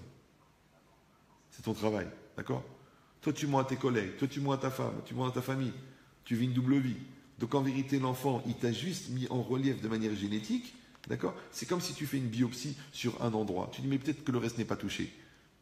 Eh bien, l'enfant, c'est juste une biopsie sur un endroit. Et là, on a trouvé quelque chose. Alors profite de ce qu'on a trouvé pour soigner la globale. Toi, tu dis, non, je suis malade. Là où vous avez fait le prélèvement. Mais non, tu es malade dans tout. D'accord? Donc il y a une biopsie avec l'enfant, une biopsie par rapport à la tête de ta femme. Elle pleure toute la journée, elle doit être malheureuse. Non, ils sont tous dépressifs dans ma famille, ça n'a rien à voir, j'ai rien à voir avec ça. En fait, bon, tu lui mets de la pression, tu lui parles mal, tu la respectes pas, tu l'insultes, tu lui donnes jamais d'argent, tu lui sors jamais, tu la fais jamais kiffer. Non, jamais. Parce que j'ai pris le modèle de mon père. Oui, mais ta mère, elle s'est pendue. Bon, ça veut rien dire, d'accord? Donc, ça veut dire que le visage de l'autre, il te renvoie quelque chose. Puisque panim en hébreu, ça veut dire pnim. Panim, c'est la face. Et pnim, c'est intérieur. Donc en fait, le visage de l'autre, c'est le reflet de son intériorité. Donc si tu vois que l'autre fait la tête, c'est que ça veut dire quelque chose. Mais si tu vois que l'autre est heureux et épanoui, ça veut dire quelque chose. Maintenant, ça ne te renvoie pas seulement ce que l'autre est, puisque tu es aussi à l'origine de ce que l'autre il est, puisque dans le rapport de la cause et de la conséquence, tu es aussi à la cause. Donc si tu as une femme épanouie, c'est que certainement que tu dois être un mec sympa. Mais si tu as une femme stressée, ne dis pas qu'elle est stressée à cause du boulot. Parce que même si elle est stressée à cause du boulot, toi, tu peux compenser le stress du boulot en l'aimant assez. Puisqu'il y a des gens qui se sont mariés au ghetto de Varsovie. Pourtant, la pression, elle était forte. Et il y a des gens qui étaient malheureux à Beverly Hills. Alors que la pression, elle était nulle, puisqu'ils avaient 7 millions de dollars dans leur compte courant. Mais à la maison, c'était la mort. Donc réfléchis maintenant que l'autre, il me renvoie quelque chose. Ce qu'il me renvoie, c'est pour moi. D'accord? Maintenant, moi, je lui renvoie quelque chose. Ce que je lui renvoie, c'est pour lui. Maintenant, chacun, normalement, il devrait être capable d'accepter que la réalité me renvoie quelque chose qui me concerne. Ça s'appelle aussi l'effet miroir. Si je crois en Dieu, encore une fois, si je ne crois pas en Dieu, je dis non, c'est un hasard, ça n'a rien à voir, le monde est mal fait, les rondes, c'est arbitraire, la réalité ne veut rien dire. Ok. Tu peux faire ça aussi. Il y en a qui ont essayé. C'est pour ça qu'on a créé des cachets spécialement pour ça. C'est une espèce d'anesthésie locale entre toi et la réalité. Alors combien tu vas prendre un cachet pour l'autre? Un cachet pour le stress, un cachet pour la peur, un cachet pour l'angoisse, un cachet pour le passé, un cachet pour l'avenir. Combien de cachets? Peut-être tu vas faire le contraire. Tu vas dire peut-être que le bonheur, c'est la satisfaction qui vient après l'effort. Mais comme toi, tu voudrais le bonheur sans l'effort, tu es obligé de prendre le cachet. Et si vous allez dire, mais comment on peut faire pour avoir le bonheur d'après l'effort, avant l'effort? Oui, non, oui. C'est comment ça s'appelle? Comment ça s'appelle la satisfaction d'après l'effort, avant l'effort? Comment ça s'appelle la sérénité d'après le résultat, avant le résultat? Comment ça s'appelle la tranquillité d'après l'obtention de l'objet recherché, avant d'obtenir l'objet recherché? Comment ça s'appelle? Non, ça s'appelle la confiance. La confiance, c'est d'avoir l'assurance que tu auras après, tu l'as avant. Vous suivez ou non? Comme un enfant, je dois lui faire confiance. Je dis non, je ne lui fais pas confiance. Ok. Après tu dis oui, mais il m'a déçu. C'est pas normal, parce que comme tu ne lui fais pas confiance, il n'a pas confiance en lui. Comme il n'a pas confiance en lui, il fait des erreurs. Quand il fait des erreurs, tu dis ah, t'as vu, j'ai eu raison de ne pas avoir confiance. Mais c'est moi qui génère qu'il n'a pas confiance. Donc moi, je suis condamné à lui faire confiance. C'est pareil l'avenir. Tu es condamné à y croire. Tu dis j'arrive pas à y croire, la conjoncture est mauvaise, le magasin est mal placé, l'économie est bidon, les vendeurs sont nuls, le produit est pourri. Alors crève. Crève, achète une corde, j'offre le tabouret. Tu dis non, le magasin il est mal placé, c'est pas grave, je vais travailler au téléphone. Le vendeur il est nul, c'est pas grave, je vais créer le contact. Le produit il n'est pas bon, c'est pas grave, je vais le solder, je vais trouver un autre produit. Mais toi tu baisses pas les bras. Toi tu dois avoir confiance. Alors c'est quoi la confiance? Confiance en latin c'est confiance, c'est avec foi. La foi c'est quoi? C'est de croire à ce que tu ne vois pas. C'est de s'investir dans ce que tu ne connais pas. Maintenant, la partie qu'on ne voit pas, elle est toujours plus grande que la partie qu'on voit. On l'apprend du capitaine du Titanic, que la partie invisible est plus importante que la partie visible. Quand tu vois une personne devant toi, qu'est-ce que tu vois? Tu vois 1m60 et 64 kg. Mais la partie cachée, c'est énorme. C'est que cette personne-là, elle a quand même sauvé 6700 personnes pendant la guerre. Elle a soutenu 24 000 orphelins. Tu dis, ah bon, pourtant elle fait 1m64. Et oui, c'est vrai, mais ça c'est au niveau physique, c'est la partie voyante de l'iceberg. Comme dans le contraire aussi. Regarde comment un peintre en bâtiment autrichien, il a pu entraîner la mort de 60 millions de personnes. Donc au niveau personnel, il était petit, c'était vraiment un petit. C'est la vraie définition du bon à rien. D'accord? Bon, il y avait une réactivité qui est proche du commun. D'accord? Mais il était petit, mais il avait une haine. Il avait une haine. Un univers. Vous suivez ou non? Donc sa haine, elle était plus grande que lui. Donc il a fait des grandes choses dans la haine. Comme l'autre aussi, il était grand dans l'amour, il a fait des grandes choses dans l'amour. Peut-être qu'il était petit. Vous vous rendez compte que Gandhi, il a arrêté l'Empire britannique. Pourtant, il pesait 42 kilos. Il n'a pas tiré une seule balle. Il a réussi. Ouais, c'est pas évident. Alors c'est exactement pareil. La partie invisible, elle est toujours plus grande que la partie visible. C'est pour ça que quand on met des téphilines, c'est un tout petit truc noir en cuir. Mais ça, dans les mondes supérieurs, c'est énorme. Un mikvé, c'est rien. Tu rentres dans l'eau, tu sors de l'eau. Pourtant, tu amènes l'akdoucha dans ta maison, la pureté, la finesse, tu amènes la finesse de tes enfants, tu amènes la neshama qu'on va choisir pour tes enfants, tu amènes le shalom dans ta maison. Tout ça pour un bain. Tu imagines une salle de bain chez moi de folie. C'est un mikvé qu'il faut. Le mikvé, c'est pas pareil que la salle de bain. D'accord? Tu dis, mais je vois pas la différence. Eh bien, c'est pour ça qu'on étudie la Torah. Donc, ça veut dire que la partie cachée, elle est toujours plus grande que la partie voyante. Comme tu te maries avec quelqu'un. Ouais. Cette personne-là, elle est devant toi. Pourquoi tu l'as épousée? À cause de ses qualités morales. Ouais. Mais les qualités morales, ils vont changer. Tout le monde sait que la surcharge pondérale fait partie de la dimension irréversible du Rav Kalori. D'accord? Donc c'est pour ça qu'il faut aimer le plus tôt possible la personne, pour que quand son corps va changer, tu vas continuer à aimer la personne, bien que le corps aura changé. Une espèce de challenge. Mais les gens qui trichent et qui disent je t'aime, je t'aime, je t'aime, en vérité, ils aiment le corps de l'autre. Bizarrement, ouais, quand le corps de l'autre change, ils ont un symptôme bizarre, c'est qu'ils commencent à regarder ailleurs. Alors, comment tu peux dire à quelqu'un je t'aime et tu regardes ailleurs? Des fois pire, tu cherches ailleurs. Des fois pire, tu trouves ailleurs. Et vous savez qu'on trouve ce qu'on cherche. Donc toute la vie, c'est pareil. Ouais. Donc si tu dis je me suffis de ce que j'ai, pourquoi tu es jaloux de ce qu'il a l'autre? Parce qu'au fond, c'est faux. Tu ne te suffis pas de ce que tu as. Donc tu vas souffrir. Donc maintenant, pourquoi Hachem il a mis un gars qui a une très belle villa en face de chez moi?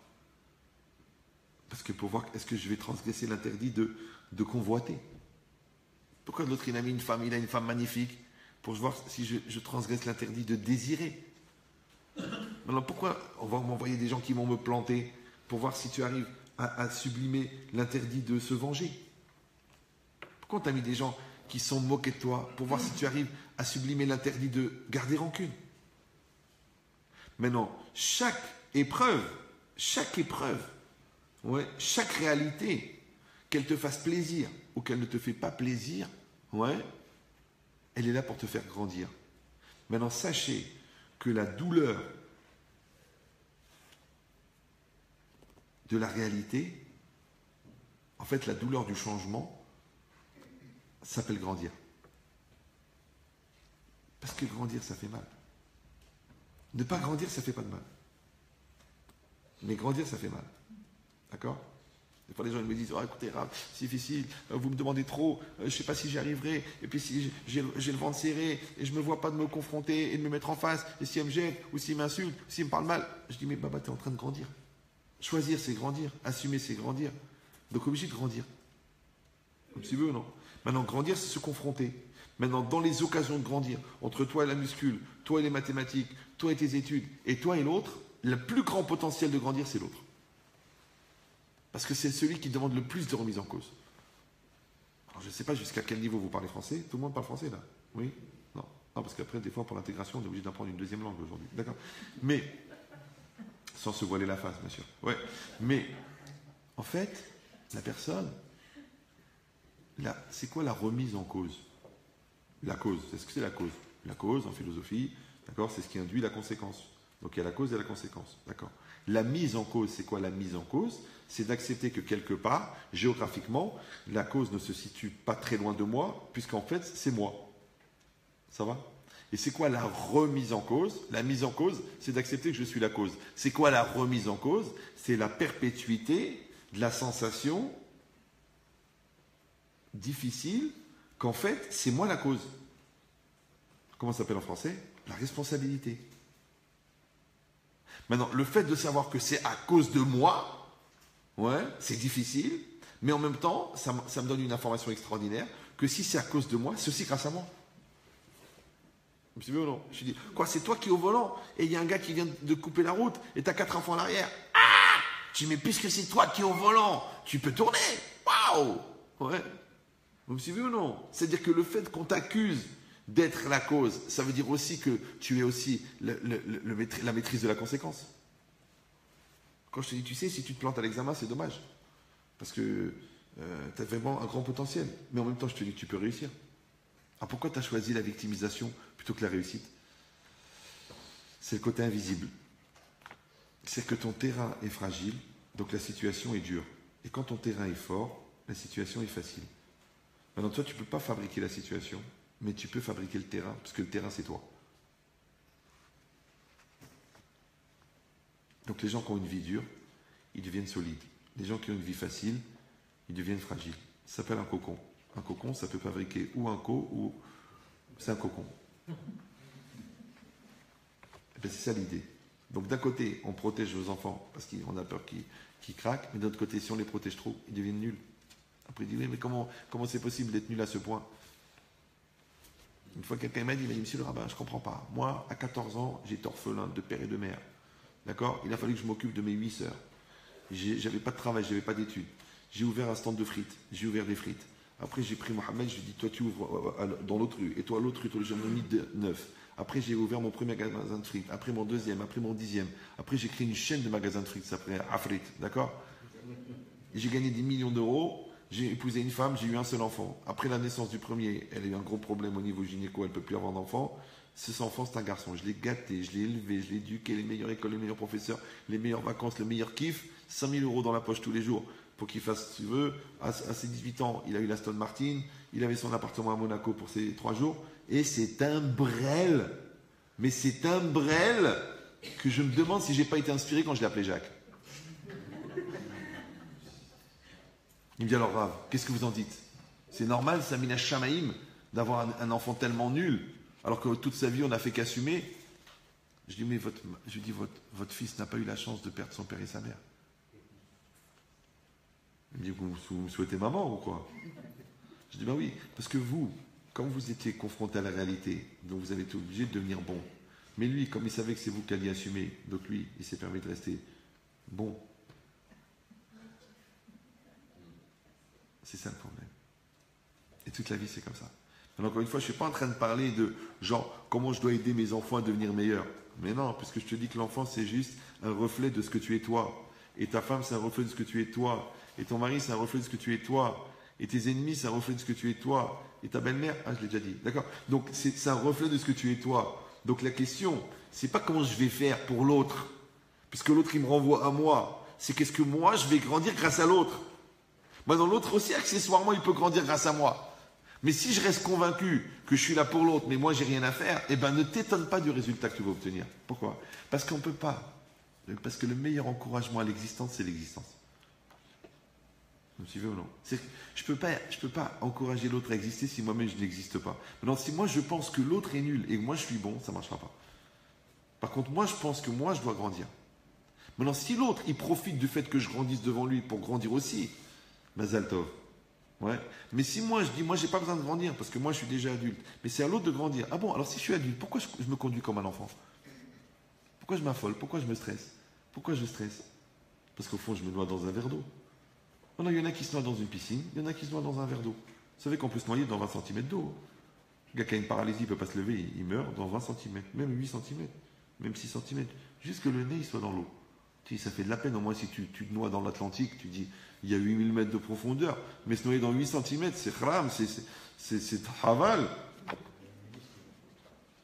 Non, non, il n'y a pas de différence de mourir dans 8 cm, ou de se noyer dans 8 cm, ou de se noyer dans 8000 mètres. C'est pareil, le résultat c'est le même. Non, le contraire. Je te donne 8 cm, c'est que tu es à la hauteur de 8 cm. Alors bats-toi avec les 8 cm. Je te donne 8000 mètres. Tu vas. Ils ont trouvé un marin qui avait survécu 3 semaines en pleine mer. Le mec, il est resté 3 semaines dans l'eau.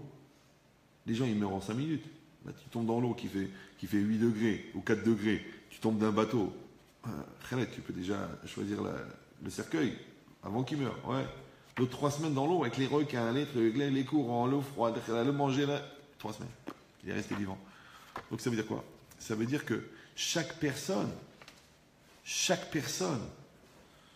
Hachem, il lui donne une réalité et dans cette réalité, il doit grandir. Maintenant, quand on prend une épreuve elle-même dans l'absolu, d'accord? Moi, par exemple, je tombe par terre. Donc c'est moi et le par terre. Ouais. Mais quand l'épreuve, au lieu d'être mise en place par l'autre, elle est mise en place par une autre personne, c'est que la confrontation avec l'autre, elle est plus dure que la confrontation avec la réalité ou avec soi-même. Parce qu'il y a un pouvoir de remise en cause plus grand dans l'autre. D'accord? Donc ça veut dire aussi que ce que je vais grandir grâce à l'autre, c'est plus que ce que je vais grandir grâce à la réalité. C'est comme si je marche dans la rue. D'accord? Il y a une peau de banane. Je glisse, je tombe par terre. Et je me fais un bleu derrière. Je vais chez un spécialiste des collisions. Il me dit, vous avez subi une pression d'exactement 63 kilos sur la fesse gauche, ce qui a provoqué cet hématome. D'accord? Un autre événement, là, une autre personne, elle va recevoir exactement le même hématome, au même endroit, mais par quelqu'un qui lui a mis un coup de pied. Il reçoit 62 kilos de pression sur la fesse gauche. Il a le même hématome. Dis-moi, le gars qui est tombé par terre, il va pas s'engueuler avec le par terre. Alors pourquoi le gars qui reçoit un coup de pied de quelqu'un, il va lui en vouloir à mort? Si celui il tombe tout seul, il dit autant pour moi. Et celui qui reçoit le coup de pied, il dit autant pour lui. Si vous allez dire, mais attends, oh. Hein? D'abord, numéro 1, j'accepte pas le coup. Deuxièmement, je tends pas l'autre joue, c'est pas un truc de chez nous. Ouais. Non, attends. Tu crois en Dieu ou non? C'est facile, c'est très facile. Tu crois en Dieu ou non? Oui, je crois en Dieu. Alors écoute bien, si tu crois en Dieu, l'événement qui t'arrive est Mina Shamaim. C'est Mina Shamaim ce qui t'arrive. Maintenant, le vecteur de l'événement, il n'est pas Mina Shamaim. C'est que le bon Dieu, il doit t'envoyer une capara d'un bleu derrière.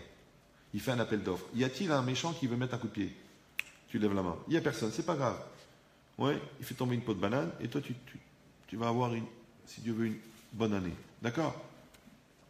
Maintenant, quand toi, tu tapes le parterre avec ton derrière et que ça fait mal et que tu as un bleu et que tu boites pendant 2 semaines, tu vois que la nuit, tu vas venir avec un marteau-piqueur et cet endroit du parterre, tu vas le fracasser. Non. Alors c'est exactement pareil. Tu dois faire la différence entre l'événement qui t'arrive et la personne qui te l'a fait subir. Maintenant, toi, tu veux lui faire reporter 100% de ta haine, mais dans les 100% de ta haine, si tu enlèves la cause qui se trouve être toi, il reste combien l'exécutant? L'exécutant, c'est comme le parterre. Maintenant, l'autre, il avait le libre arbitre d'être le parterre ou de ne pas être le parterre. Il a décidé d'être le parterre, donc il t'a mis un coup de pied. Donc tu dois lui en vouloir pour 5%, puisque c'est juste un exécutant. Tu vas engueuler le bourreau, toi? Tu vas t'engueuler avec le mec qui a fabriqué la chaise électrique? T'as qu'à réfléchir. C'est juste parce que tu n'es pas au courant. Ben, c'est exactement pareil. La personne, elle dit, j'ai un problème avec ce gars-là. Il m'a planté 10 000. Maintenant, moi, je sais que je devais perdre ces 10 000, Mina Shamaï. Je devais les perdre parce que rien ne se perd, rien ne se crée, tout se transforme, le bon Dieu, il sait ce qu'il fait. Maintenant, lui, il est le vecteur des 10 000. Maintenant, attention, hein, par rapport à lui, s'il est religieux, din Torah, s'il n'est pas religieux, hop, on va aux tribunaux. Et je l'attaque et tout, c'est normal. Et moi, je me préserve ma dignité, je fais tout ce qu'il faut, il n'y a pas de problème. Mais dans mon cœur, je dois bien être clair que je n'ai pas perdu 10 000 pour rien, parce que personne ne peut rentrer dans ma vie si le bon Dieu n'a pas ouvert la porte ou si moi, je n'ai pas ouvert la porte. Alors, le problème, c'est que quand moi, j'ai planté de 10 000 le client, j'ai dit au bon Dieu, envoie-moi un mec qui va me planter 10 000. C'est pour ça que l'enfant, quand il fait une bêtise, même si son père n'est pas au courant, quand son fils, son père, il rentre de manière inopinée dans la chambre, l'enfant, il fait comme ça. Je dis, oh là là, t'as un truc à te reprocher, toi. Maintenant, nous, on sait que notre Père qui est aux cieux, il sait exactement ce qu'on fait.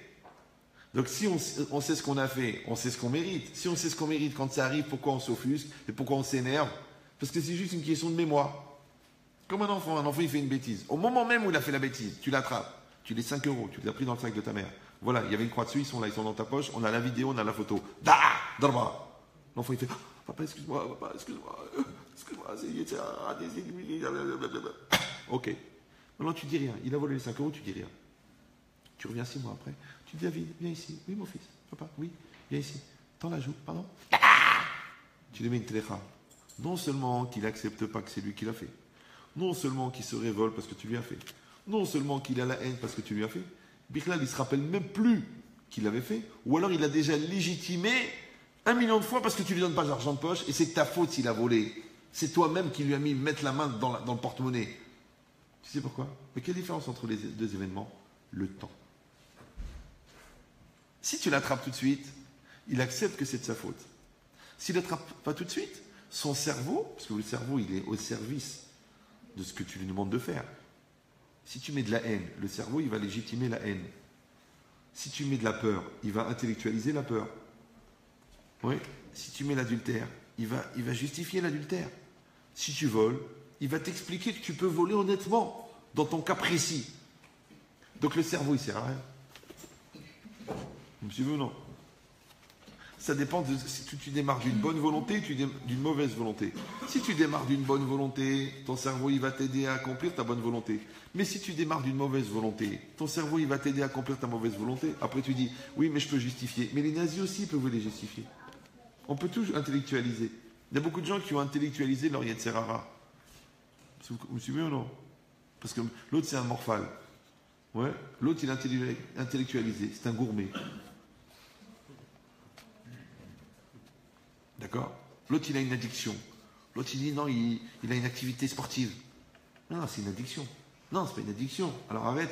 Non, je ne peux pas arrêter. Alors, c'est une addiction. Donc, tant que toi, tu te moques de toi, ouais, ton cerveau, il va aller dans le sens d'argumenter dans le fait que tu te moques de toi. Donc, c'est à toi d'avoir le recul, de te regarder vivre et de dire ça, c'est vrai, ça, c'est faux.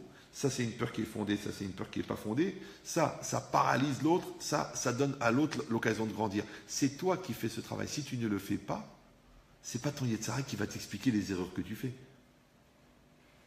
Maintenant, si tu as un Yetzer Hara de 40 ans et un Yetzer Hara de 12 ans, lequel des deux que tu vas écouter? Comme des gens qui sont matures dans le professionnel et complètement immatures dans l'émotionnel. Chaque fois, je tombe sur des garçons qui abusent de moi, qui me font rêver, qui me font faire des bêtises, et après qui me jettent, qui m'utilisent, Je ne comprends pas, mademoiselle. Vous gérez 55 employés dans une grosse boîte de communication, et là, vous vous faites avoir comme une nia. Oui, mais parce que j'ai besoin de tendresse, j'ai besoin d'amour. Mais, voilà. L'efficacité que vous avez dans le travail, appliquez-le dans l'émotionnel. Et vous verrez tout de suite que le gars, c'est un pauvre type. Ne vous dites, oui, mais c'est pas la même chose. Le cœur a ses raisons que la raison ne connaît pas. Mais c'est pour ça qu'on a donné un cerveau. Le cerveau, c'est pour maîtriser les écarts du cœur. Et c'est pour ça qu'on donne un cœur. C'est pour humaniser la structure contraignante du cerveau. Nous, on dit Adam Chofshi Bedimyono Ve'asur Memuskalo. Un homme est libre dans son imagination, oui, et enfermé dans son cerveau. Parce que le cerveau, il structure, donc il contraint. Alors que le cœur, lui, il est ouvert. Parce qu'il peut retourner les situations, mettre à l'envers, à l'endroit. Parce que la sensation, elle n'a pas de visage, elle n'a pas de forme. Elle peut restructurer à chaque fois. Maintenant, il faut que tu maîtrises les deux aspects de ta personnalité. Sinon, tu vas être ou esclave de l'un ou esclave de l'autre. Ou tu vas être esclave de ta sensibilité et tu vas être un hypersensible. Donc tu vas passer ta vie à souffrir. Parce que chaque seconde dans le monde, il y a quelqu'un qui meurt. Soit tu vas être hyper structurant, organisateur, gestionnaire. Tu vas diviser, classer, créer des échéances, ouais, et organiser des camps de la mort. Donc, où tu vas être totalement côté din, totalement côté rachamim. Tu dois être ni l'un, ni l'autre, tu dois être les deux en même temps. Donc, c'est une espèce de compensatoire. C'est pour ça qu'il faut épouser quelqu'un de sexe opposé. C'est important. Même si on a signé un pacte avec le diable. Parce que la femme va apporter au mari, le mari va apporter à la femme. C'est normal. C'est aussi pour ça que les enfants, ils doivent être de deux parents différents. Tu sais qui c'est qui a dit ça? Les enfants de parents homosexuels, ils ont dit ça. Eux, ils ont dit. Ils ont dit, nous, il y a 30 ans, nos parents, ils nous ont eus, et on a souffert toute notre vie d'un déséquilibre au niveau... Donc, j'ai jamais compris ça. Pourquoi on demande aux gens s'ils sont d'accord d'avoir des enfants? Mais il faut demander aux enfants qu'est-ce qu'ils en pensent, parce que c'est eux qui vont vivre. C'est bizarre, non? C'est comme si quelqu'un dit, on t'a coupé une jambe, comme ça tu vas plus t'accomplir dans la vie. Non, je suis bien avec mes deux jambes, moi, c'est bon, ça va aller. Hein. Mais non, c'est bien pour toi. Mais comment? Ouais. Ben, c'est exactement pareil. Que toi, quand tu acceptes que la réalité qui est en face de toi, elle est adaptée à toi, ça veut dire qu'elle va te faire grandir. Maintenant, encore une fois, on a dit que grandir, c'est se remettre en cause. Et la remise en cause, elle est plus intense avec une personne qu'avec un événement. Parce que l'événement, je le gère par rapport à moi-même. Mais l'autre, j'ai un grand Yetzerara, quand j'ai une remise en cause avec l'autre, de faire un transfert par rapport à l'autre. Donc quand c'est l'autre qui m'embête, je vais faire un transfert de culpabilité. Quand c'est l'autre qui m'oblige, je vais faire un transfert de responsabilité. D'accord? Et quand c'est l'autre qui m'oblige à exister, je vais faire un transfert d'existentialité. C'est un nouveau mot que j'ai été obligé d'inventer parce que les psychologues sont trop lents. Ouais. C'est que je vais obliger l'autre à exister à ma place. Comme des parents qui vont s'engueuler avec leurs enfants qui ne se battent pas pour remettre en cause la note qu'ils sont reçus, parce qu'il y avait un demi-point en plus. Le gosse il dit, bon, je m'en fous, maman, j'ai 16. Non, tu as 16,5. Pourquoi? Parce qu'elle, à l'époque, elle ne s'est pas battue pour les demi-points. Donc maintenant, elle transfère le mal-être qu'elle a eu dans la scolarité sur la fille pour que la fille, elle se batte avec le prof. Je lui dis, écoute, mon amour, toi, tu as fait ta scolarité, moi, je fais ma scolarité.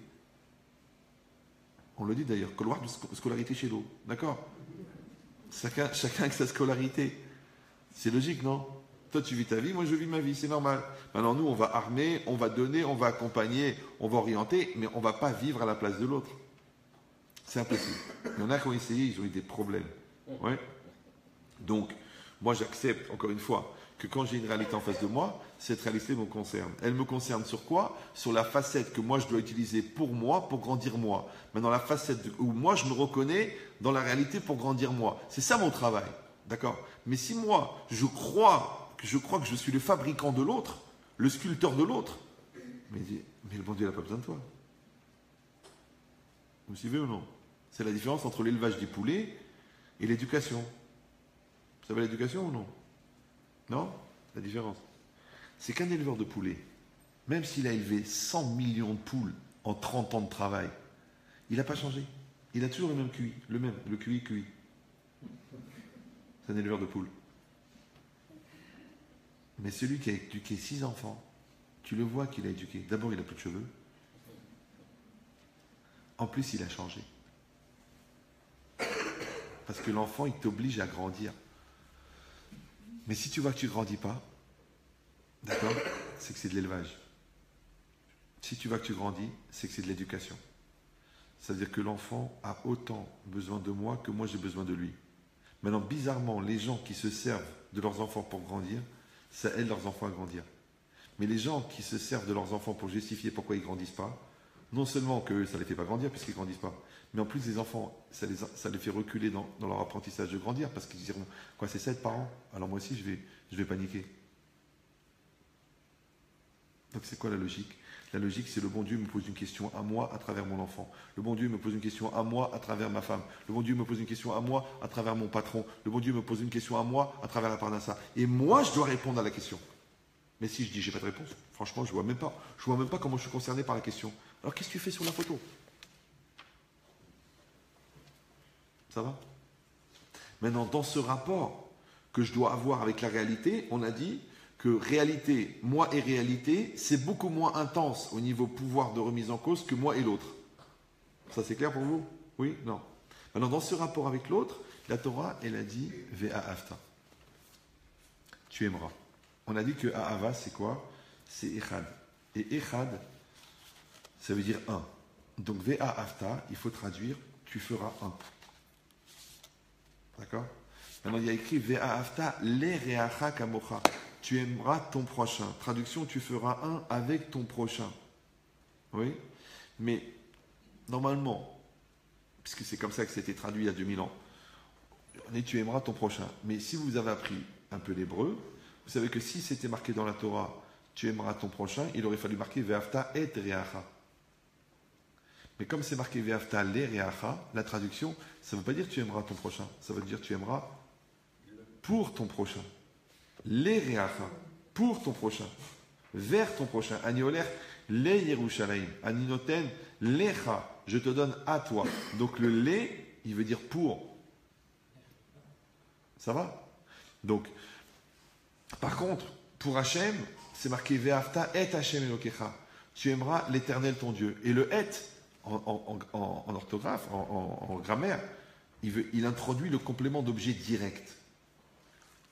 Ça veut dire que le et, il introduit le complément d'objet direct. Ça veut dire que Hachem, il est plus en accès direct de toi dans Ve'afta que l'autre. Parce que la Torah, elle a dit Ve'afta et Hachem, et elle a dit Ve'afta le reacha. Les, ça introduit pas le complément d'objet direct. Vous suivez? Alors pourquoi c'est plus facile d'être proche de Dieu que d'être proche de l'autre?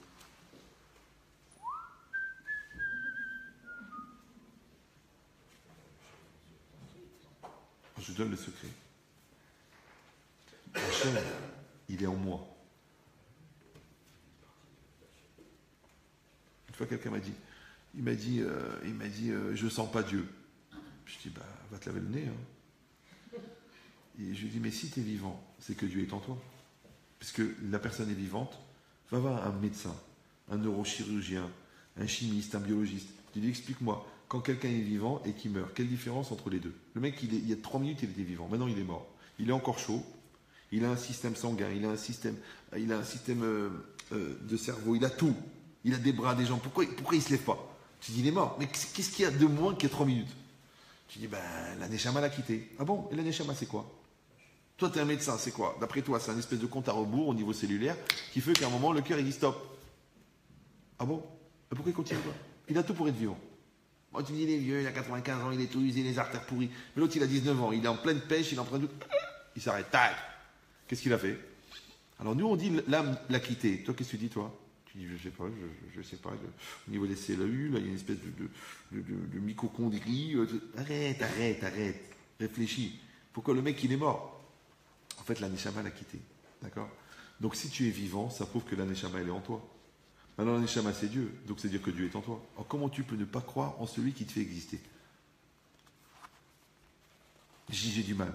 T'as pas du mal parce que intellectuellement, tu as du mal à adhérer. T'as pas du mal parce que tu n'as pas grandi dans ce milieu.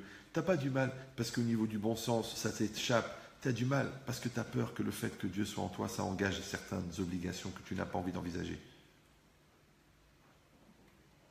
Raoudon Kolo, cousin de Marco Polo, ouais. Ce qui est dérangeant dans la religion, c'est la remise en cause. C'est comme si toi tu voudrais le salaire du patron, mais tu ne voudrais pas les responsabilités du patron. Alors écoute, prends ton RSA et arrête de faire la gueule. Tu dis non, je voudrais 25 000 euros. Tu veux 25 000 euros? C'est facile. Tu prends la responsabilité sur 13 milliards par heure d'un capital risque que tu dois gérer dans un fonds de placement et tu prends tes 25 000. Ah non, j'ai mal au ventre, j'ai envie d'aller aux toilettes, c'est difficile. Ah, quand on 25 milliards, c'est trop stressant. Alors prends ton balai et va pousser la poussière. C'est moins stressant. Tu dis, ah, au pire, tu casses le balai. Toute la vie, c'est comme ça. Plus on augmente la responsabilité, plus on augmente le salaire. Et bien c'est pareil. Plus on augmente la proximité avec Hachem, plus on augmente la responsabilité dans la vie. Maintenant, on ne peut pas te donner la responsabilité de faire exister le monde, ouais, alors que toi, tu te demandes même si tu existes toi-même.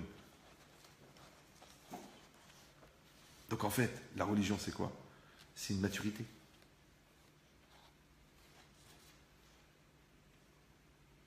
Maintenant, tu verras que les gens qui ont du mal à assumer la maturité de la religion, bizarrement, ils ont aussi du mal à assumer la maturité de leur rôle de parent. Et bizarrement, ils ont aussi du mal à assumer la responsabilité du regard de l'autre. Bizarrement, c'est bizarre, non? Parce qu'en fait, ils n'ont juste pas accepté que la Torah, elle t'oblige à être toi-même.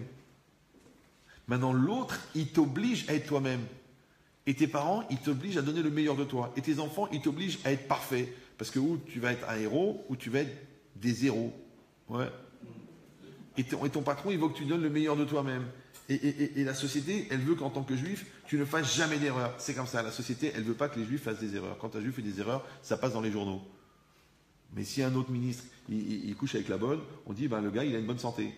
Mais si le fudge, il couche avec la bonne, on dit, c'est pas normal, alors on est obligé de lui enlever ses responsabilités. C'est comme ça. On n'a pas le droit à l'erreur. Tant pis pour nous. On est censé être bon. Ouais. Donc cette logique, c'est quoi? C'est qu'en fait, la réalité, elle te renvoie à la responsabilité d'être. Donc celui qui est contre la responsabilité d'être, il n'existe pas. C'est ça le souci. Maintenant, encore une fois, quand la Torah elle va t'envoyer une situation ambiguë, alors toi tu dis, bah, il faut juger positivement. C'est écrit dans la Torah. Toi tu dis, mais j'ai pas envie de juger positivement. Mais je juge positivement, c'est quoi? C'est développer chez toi la capacité de donner à l'autre un crédit. Maintenant, donner un crédit, c'est quoi? C'est penser que l'autre, il a le droit d'exister. Maintenant, le fait de penser que l'autre, il a le droit d'exister, toi, tu peux l'imaginer que parce que tu penses que l'autre, il a un avenir. Maintenant, tu ne peux pas imaginer que l'autre, il a un avenir si toi-même, tu ne penses pas que tu en as un.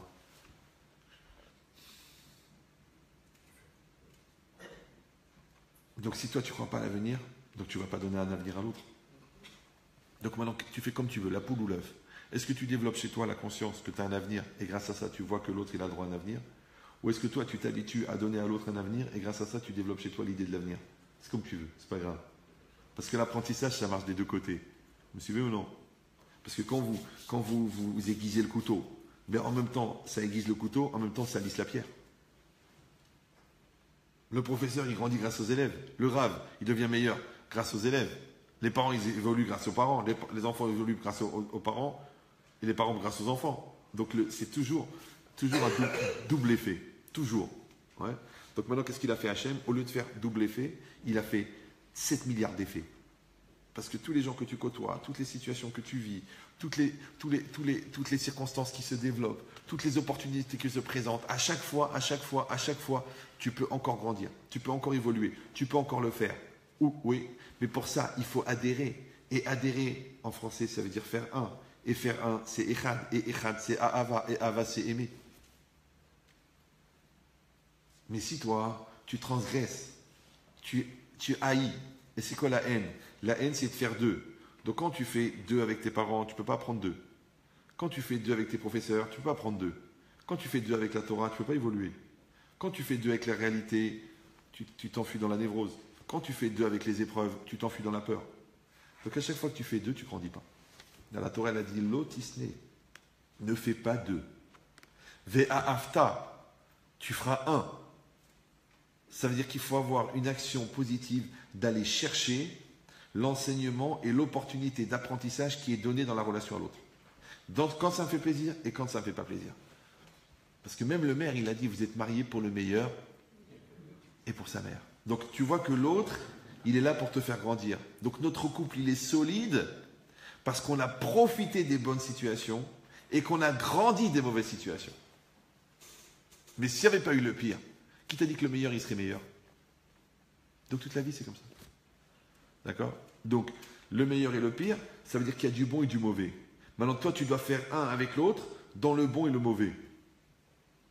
Ça va? Maintenant, quand tu es un avec, dans le bon et un avec le mauvais, donc en fait, qu'est-ce que tu fais? Tu t'es unifié à l'autre à 100%, alors tu peux apprendre de l'autre à 100%. Maintenant, quand toi, tu refuses, tu dis non, je prends le côté positif, je ne prends pas le côté négatif. Et ça ne marche pas. Ça ne marche pas. Il faut les deux. Ouais. Tu sais, ces 5 ans d'études, ils t'ont aidé, mais le redoublement, il t'a donné un niveau de maturité.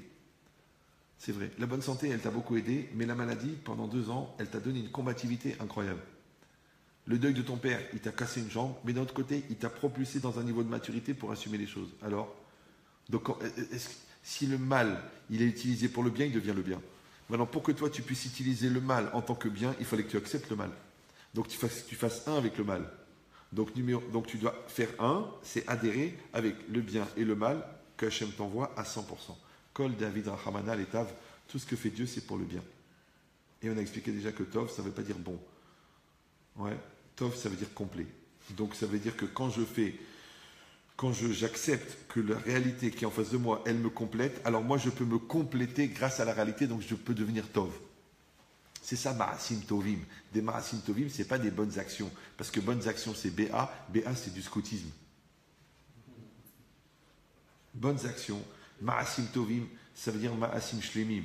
Maintenant, si après un Ma'asé, je ne sors pas complet, et si le Ma'asé, il n'a pas fabriqué quelque chose de complet, par exemple, je fais de la Zdaka, mais en même temps, je fais l'Arshoumaouga, ouais, c'est pas un Ma'asé Tov. Maintenant, si moi, je me sers de ma Zdaka pour me créer une image, donc moi, en fait, je n'ai pas changé, je ne suis pas devenu généreux grâce à la Zdaka, je suis devenu communicatif grâce à la Zdaka. Donc, mon Ma'asé n'est pas Tov. Donc, Ma'asim Tovim, ce sont des actes complets qui me rendent un peu plus complet.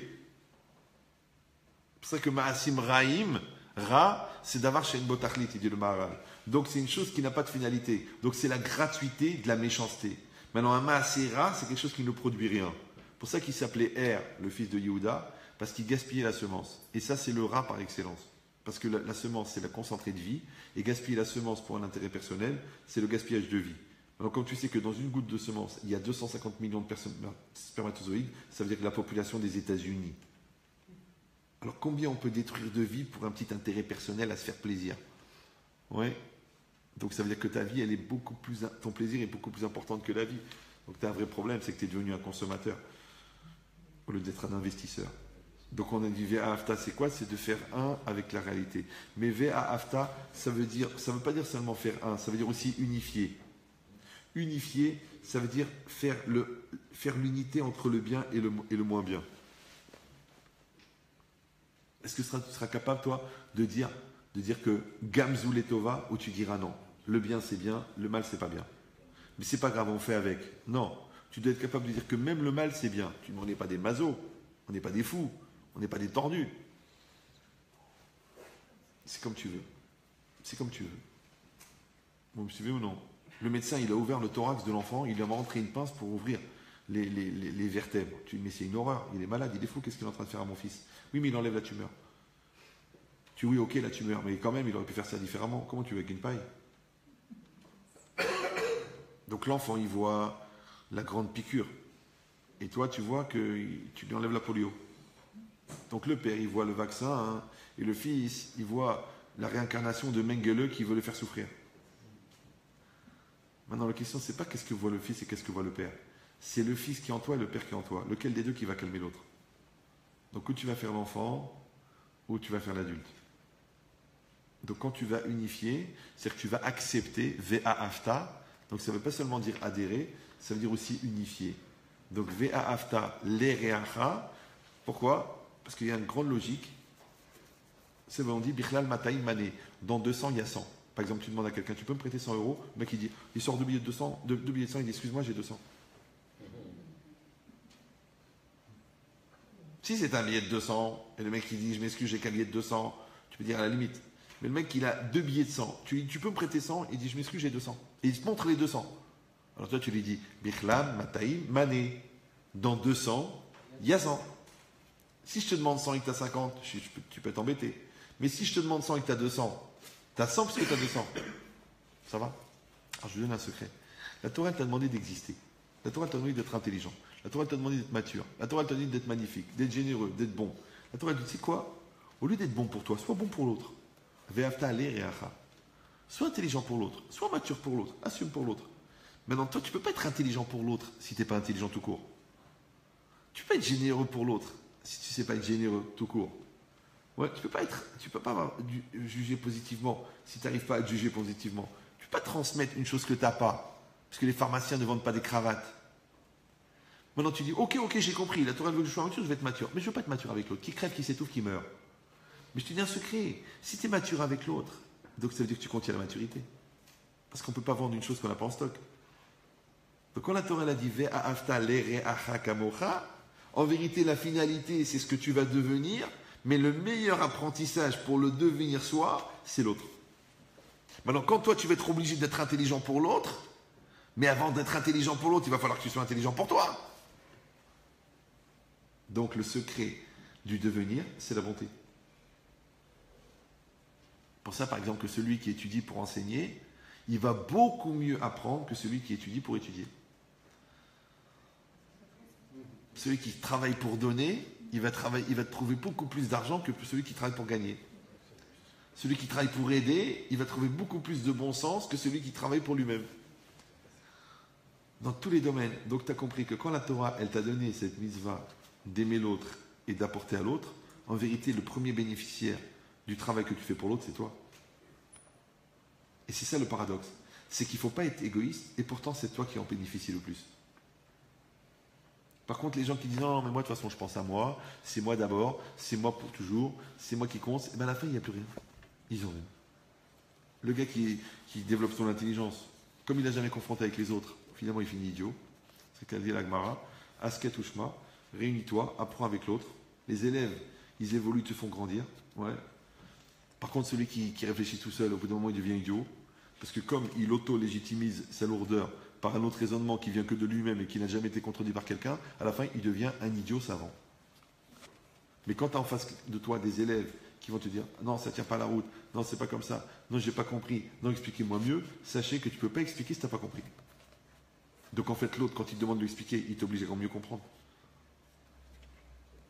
D'accord? Ben, c'est pareil pour donner. Tu dis « Je vais donner. Combien je vais donner ?»« Je vais donner 100 euros. » Ok. Maintenant, tu es directeur dans l'orphelinat. C'est toi qui es responsable d'y rentrer. D'accord? Il mange 5 euros le matin, 5 euros le soir. Ça fait 10 euros. D'accord? Il y a 1000 élèves. Donc toi, il faut 50 000 euros par jour. Il faut 5 000 euros. Combien on a dit? 5 le matin, 5 le soir. Ça fait 10 par jour. Et combien tu as d'élèves? 1000. Ça fait 10 000 euros par jour. 10 000 euros par jour, ils mangent tous les jours, même le Shabbat. D'accord? Donc ça te fait combien par mois? Tu dis, mais je vais mourir. Alors toi, déjà, pour nourrir une famille de 5 enfants, tu dis tous les jours, je suis ric-rac, mais l'autre, il a une famille de 1000 enfants. Eh bien, il trouve l'argent. Il trouve. Il trouve des donateurs, il se casse la tête, il fait des montages, il embrouille des banques, il fait des gmarim, il trouve. Mais réfléchis, comment le mec, il peut trouver de quoi nourrir 1000? C'est pourquoi? Mais c'est ses enfants. Est-ce que tes enfants, ils vont pas manger, Arthur, toi? Ils vont manger. Pourquoi? Parce que t'as un format dans la tête que c'est impossible que, imagine, tu rentres à la maison, tu dis, les enfants, il n'y a rien à manger. Donc en fait, nourrir ses enfants, c'est un format. Ça s'appelle en français la normalité. Maintenant, il y a des gens qui ont la misère en eux. Parce qu'on dit la misère amène la misère. Et qui acceptent que l'enfant, il ne mange pas. Mais il n'y a rien à manger. Et bien, la misère amène la misère. Et bien, le mec, il ne trouve pas les 5 euros. Mais l'autre, il dit non, c'est pas possible. Moi, mes enfants, ils doivent manger. Moi, j'en ai 1000, c'est pas grave. Ils vont trouver. Il va aller voir des gens, il va parler, il va truquer, il va le faire. Je dis, mais comment tu as fait pour le convaincre? Mais toute la vie, c'est une conviction contre une conviction. Lui, il est convaincu qu'il doit garder son argent. Et moi, j'ai une conviction que mes enfants doivent manger. Et bien, je lui ai pris 10 000. Vous savez que l'hôpital à Adassa a été payé à 80% par une femme qui n'avait pas $1. Donc, je vous rappelle, pour ceux qui ne sont pas au courant, que l'hôpital à Adassa, il est énorme. Et qu'un appareil de radiologie dans un hôpital, ça coûte 100 000 euros. Donc, combien ça coûtait l'hôpital? Maintenant, elle n'avait pas d'argent. Mais elle a dit, c'est pas normal à l'époque qu'il n'y ait pas un grand hôpital en Israël. Elle a été en Suisse, elle a été en Amérique du Sud, elle a été à New York, elle a été partout. Elle a ramassé des centaines de millions de dollars. Mais qu'est-ce qui était grand chez elle? Sa taille? Non, 1m40, 62 kilos. Mais sa conviction. Sa conviction. Voir d'un ouragan. Sa foi. Ouais, elle a fait ça. Elle l'a fait. Donc en vérité, c'est quoi? C'est conviction contre conviction. Et le gars, il comprend pas parce qu'il a mis 30 ans pour gagner les 100 millions de dollars. Il les a donnés en un quart d'heure. Il dit, écoute, cette femme, ne me l'envoie plus parce qu'elle me parle, elle m'ouvre le cœur, elle m'ouvre le porte-monnaie, elle m'ouvre le compte. On dit qu'elle a mes codes et mes logins. Ouais. Et il a donné le gars, il est content, il est content. Ouais. Même si tu lui donnes tu lui prends 100 millions de dollars, après tu viens voir, tu fais, excusez-moi, on s'est trompé, il y a eu un virement, on n'a plus besoin d'argent. Le mec dit, non, non, non, moi j'ai donné. Je comprends pas, j'ai mis 3 heures pour te les taper, maintenant tu veux plus les reprendre. Parce qu'au fond, le juif, il veut donner. Mais c'est dur. Mais après qu'il a donné, il a donné. Donc il va remercier la personne qui l'a aidé à donner. Donc cette logique, c'est quoi? C'est que, comme toi, tu as une conviction que l'hôpital, il doit se faire. Toi, tu as une conviction que tes enfants, ils vont s'en sortir. Comme toi, tu t'en es sorti. La preuve, tu n'étais pas spécialement plus racham qu'eux, non? Bon, tu t'en es sorti. Toi, tu as une conviction que Hachem, il va t'accompagner dans tes choix. Bah alors, tu as cette émouna. Toi, tu as une conviction que le magasin, il va réussir. Maintenant, il va réussir comme ça, que tu vas gagner avec ce que tu vas vendre dedans, ou que tu vas gagner à la revente du magasin. Tu sais pas, mais il y a une bracha dans ce magasin, tu le sais. C'est toi qui décides. Donc tu pousses. Je te dis maintenant, l'autre, c'est le plus dur. L'autre, c'est plus dur. L'autre, c'est plus dur que le magasin. Ouais. Mais c'est aussi plus générateur. Pour ça qu'Hachem, il a donné une priorité sur les mitzvot ben adam lachavero avant les mitzvot ben makom. Comme ça, il dit le Rambam au début des Mishnah de PA. Ouais. C'est aussi pour ça qu'à Kippour, on ne va pas te pardonner sur les avérotes, les fautes que tu fais envers Dieu, si tu n'as pas eu le pardon de l'autre pour les fautes que tu as fait envers l'autre. Toi, tu pourrais dire, mais attends. Moi, l'autre, qui crève, qui s'étouffe, il ne veut pas me pardonner, il ne veut pas pardonner. Non, tu dois aller t'excuser. Pourquoi? Allez, dis pourquoi. Parce que vous savez, c'est une halakha bizarre. Si tu n'as pas reçu le pardon de l'autre, ta teshuva n'est pas acceptée devant Hachem pour les fautes envers l'autre. Vous savez ça? Oui. Maintenant, dans la halakha, c'est marqué, tu dois aller une fois, tu dois aller 2 fois, tu dois aller 3 fois. Si la personne ne veut rien savoir, tu vas avec 10 personnes et tu demandes pardon. Le mec qui ne veut pas, ouais, t'es pardonné. Moi, je lui dis, mais je ne comprends pas. Ok, t'as essayé, mais tu n'as pas eu pardon. Comment tu peux te pardonner? Alors le Midrash là-bas, il dit que Hachem, il a vu que tu t'es rabaissé. Il a vu que tu t'es cassé. Il a vu que tu t'es remis en cause. Il a vu que tu as cassé ton orgueil. Ça, c'est ça ta capara. Vous me suivez ou non? C'est pas qu'Hachem, il est venu avec une lessive spéciale et qui t'a effacé ta faute. C'est parce que toi, tu t'es rabaissé, tu t'es pris l'archouba, tu t'es pris 3 vents de suite, plus un vent en public, et tu n'as rien dit, tu as baissé la tête. Tu lui as dit, c'est pas grave, c'est de ma faute, tant pis pour moi. Chez Kapara, tu as baissé la tête, le monde lui dit, ce que tu as baissé la tête, je te fasse la faute. Ça veut dire qu'en fait, j'avais pas besoin du pardon de l'autre. J'avais besoin que tu te rabaisses. Vous me suivez ou non? Ça veut dire que le problème, c'est l'autre, mais la solution, c'est toi. Donc tu vas utiliser l'autre pour devenir une solution. Ou tu dis non. Tu dis non, il m'a pas pardonné, il m'a pas rendu l'argent, et de toute façon il ne comprend rien, et il ne m'écoute pas, ils ne font pas ce que je veux, et c'est pas à la hauteur. Donc tu vas continuer à vivre ta vie par rapport à l'autre. Ça ne marche pas ça. Non. Toi, tu as une situation d'homme, tu as une situation de père, tu as une situation de patron, tu as une situation de rave. Tu fais ce que tu as à faire. Parce que sachez-le, ne le prenez pas mal. Hein. Ouais, je sais que vous êtes des gens intelligents. On ne pourra jamais faire plus qu'une proposition. Moi, par exemple, je vous donne un cours. Vous avez écouté mon cours. Vous l'avez écouté. Moi, c'est très sérieux ce soir. Hein. Je ne sais pas si c'est l'ambiance. Ouais. Mais moi, je vous ai donné un cours. J'ai essayé de vous donner un bon cours. Il y a beaucoup de sincérité, beaucoup de remise en cause, beaucoup de profondeur. Ouais. Après, vous pourrez le réécouter une 20aine de fois, écrire un mémoire si vous voulez pour votre master de psychologie. Vous pouvez. Mais moi, je vous ai donné le cours. Mais le maximum de ce cours, c'est une proposition. Maintenant, vous pouvez écouter le cours, vous pouvez ne pas écouter le cours. Vous pouvez écouter le cours en pensant que ça concerne les autres. Vous pouvez écouter le cours en disant « de toute façon, il ne me connaît pas, j'ai un problème beaucoup plus grave, il ne se rend pas compte de ce que je vis. » Il y a 1 million de manières de ne pas profiter d'un cours. Ou le contraire, de dire « écoute, je prends le cours, ouais, et je vais utiliser le cours, et je vais évoluer avec le cours. Peut-être ça va prendre 1 an, peut-être ça va prendre 10 ans. » Vous savez, moi j'ai des gens, ça fait 8 mois qu'ils réécoutent le même cours. Et il y en a qui écoutent 3 par jour, voire d'une overdose de Menchefri. Non, quand c'est des cours qui ont une très très forte potentiel de remise en cause, il faut les écouter doucement. Parce que là, ce que tu fais avec un psy pendant 1 an, tu l'as fait en 2 heures. Mais tu peux prendre des notes, étaler en séquence, et pour la prochaine année, tu dis je vais améliorer mon rapport à l'autre. Ou non, tu dis écoute, c'était très intéressant, j'ai retenu 1,6%, d'ailleurs déformé parce que j'écoute à moitié, ouais, parce que j'étais en train de penser aux soucis que j'ai avec mon beau-frère. Ouais. Mais avec ça, j'espère que c'était quand même intéressant au niveau intellectuel, on a quand même vécu quelque chose de... Non. Ce qu'on a vécu, c'est un instant. Cet instant-là, il existe, il a été fixé depuis le bon Dieu, depuis la création du monde. Après, il va partir. Ça va passer. Donc la question, c'est pas ce qu'on a vécu, la question, c'est qu'est-ce qu'on a fait avec. Ben, c'est exactement pareil. Hachem, il nous a donné un mari, on doit grandir avec. On a donné des enfants, on doit grandir avec. Il nous a donné des mitzvot, il nous a donné des occasions de Averot, il nous a donné des gens qui nous haïssent et des gens qui nous aiment. Maintenant, si on est un peu malin, on est dans le Ve'afta. Ve'afta, ça veut dire je fais un avec ce que l'autre peut me donner à grandir. L'Ereacha. Maintenant, c'est pour ça que c'est marqué l'Ereacha. Pourquoi? Parce que, je vous résume parce qu'il est très tard, c'est que si je veux récupérer l'eau, le glaçon qui est j'ai une marmite, dedans il y a un bloc de glace. Je voudrais récupérer ce glaçon qu'il y a dedans, l'eau qui est du glaçon, mais je peux pas la toucher. J'ai pas le droit de la toucher. Comment je vais faire? C'est très simple. Je vais allumer le feu en dessous de la marmite. Le feu, qu'est-ce qu'il va faire? Il va agir sur la glace. La glace va devenir de l'eau. L'eau, ensuite, elle va s'évaporer. Et moi, au-dessus de la marmite, j'ai mis un alambic. Et cet alambic, il passe par un système de réfrigération qui l'a fait tomber dans une marmite qui elle-même est dans une chambre froide. Donc la goutte, petit à petit, elle tombe de l'autre côté, elle devient un glaçon. Donc tu vois que le glaçon, je l'ai fait passer de cette marmite à cette marmite sans la toucher. Ça va? Maintenant, la flamme qui va bouleverser la structure énergétique de glaçon s'appelle l'amour. La marmite qui va éviter que la flamme, elle brûle, ouais, ça s'appelle le respect. L'alambic qui va récupérer s'appelle les rapports sociaux qui font que rien ne se perd, ouais, et que tout est fait utilement. Le froid qui récupère et qui retransforme là-bas s'appelle la réalité qui est difficile à assumer mais qui fait de toi un homme.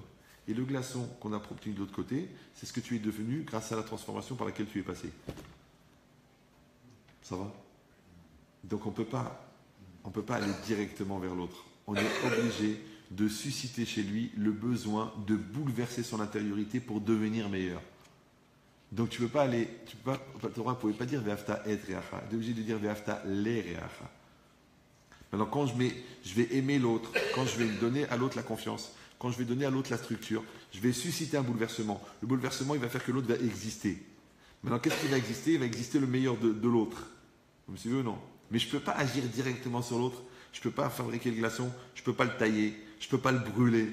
Je ne peux pas le détruire et le recomposer. Je ne peux pas. Parce que je ne peux pas faire Ve'afta et. Je peux seulement Ve'afta le. Et le, c'est quoi? C'est donner à l'autre l'occasion d'exister. Maintenant, quand je donne à l'autre l'occasion d'exister, alors après, peut-être je pourrais coexister. Maintenant, je ne peux pas coexister avec quelqu'un qui n'existe pas. Donc, je suis obligé d'encourager l'autre à exister pour ensuite coexister. Mais si l'autre, je l'empêche d'exister, parce que je le casse, parce que je le détruis, parce que je lui parle mal, parce que je l'empêche de vivre, parce que je ne lui fais pas confiance, après je dis, mais je ne comprends pas comment on n'arrive pas à coexister. Mais tu m'empêches d'exister, tu veux que je coexiste. Rappelez-vous que le but de l'existence, le but de la vie, c'est d'exister. D'accord? Et que l'existence, c'est d'accompagner mon énergie intérieure vers l'extérieur. D'accord? Ça s'appelle être soi-même. Et que quand moi j'existe et que toi t'existes, ça s'appelle le rapport de coexistence. Maintenant, le Maharal, il dit que Ahava, Zeshaviut Aretzonot, c'est l'équivalence des volontés. Puisque l'amour, c'est l'équivalence des volontés, et que la volonté, c'est le moteur de l'existence, d'accord? Donc s'aimer, c'est coexister. Vous suivez toujours? Donc moi, quand je vais encourager l'autre à exister, parce que je vais le respecter, parce que je vais l'encourager, parce que je vais l'orienter, parce que je vais lui montrer que ça vaut la peine d'exister. Donc je vais, et ça ne s'appelle pas être, ça s'appelle les. Oui, c'est de manière indirecte, je vais créer chez l'autre ce qui va susciter son besoin d'exister. Donc la Torah a dit Ve'afta le Reacha.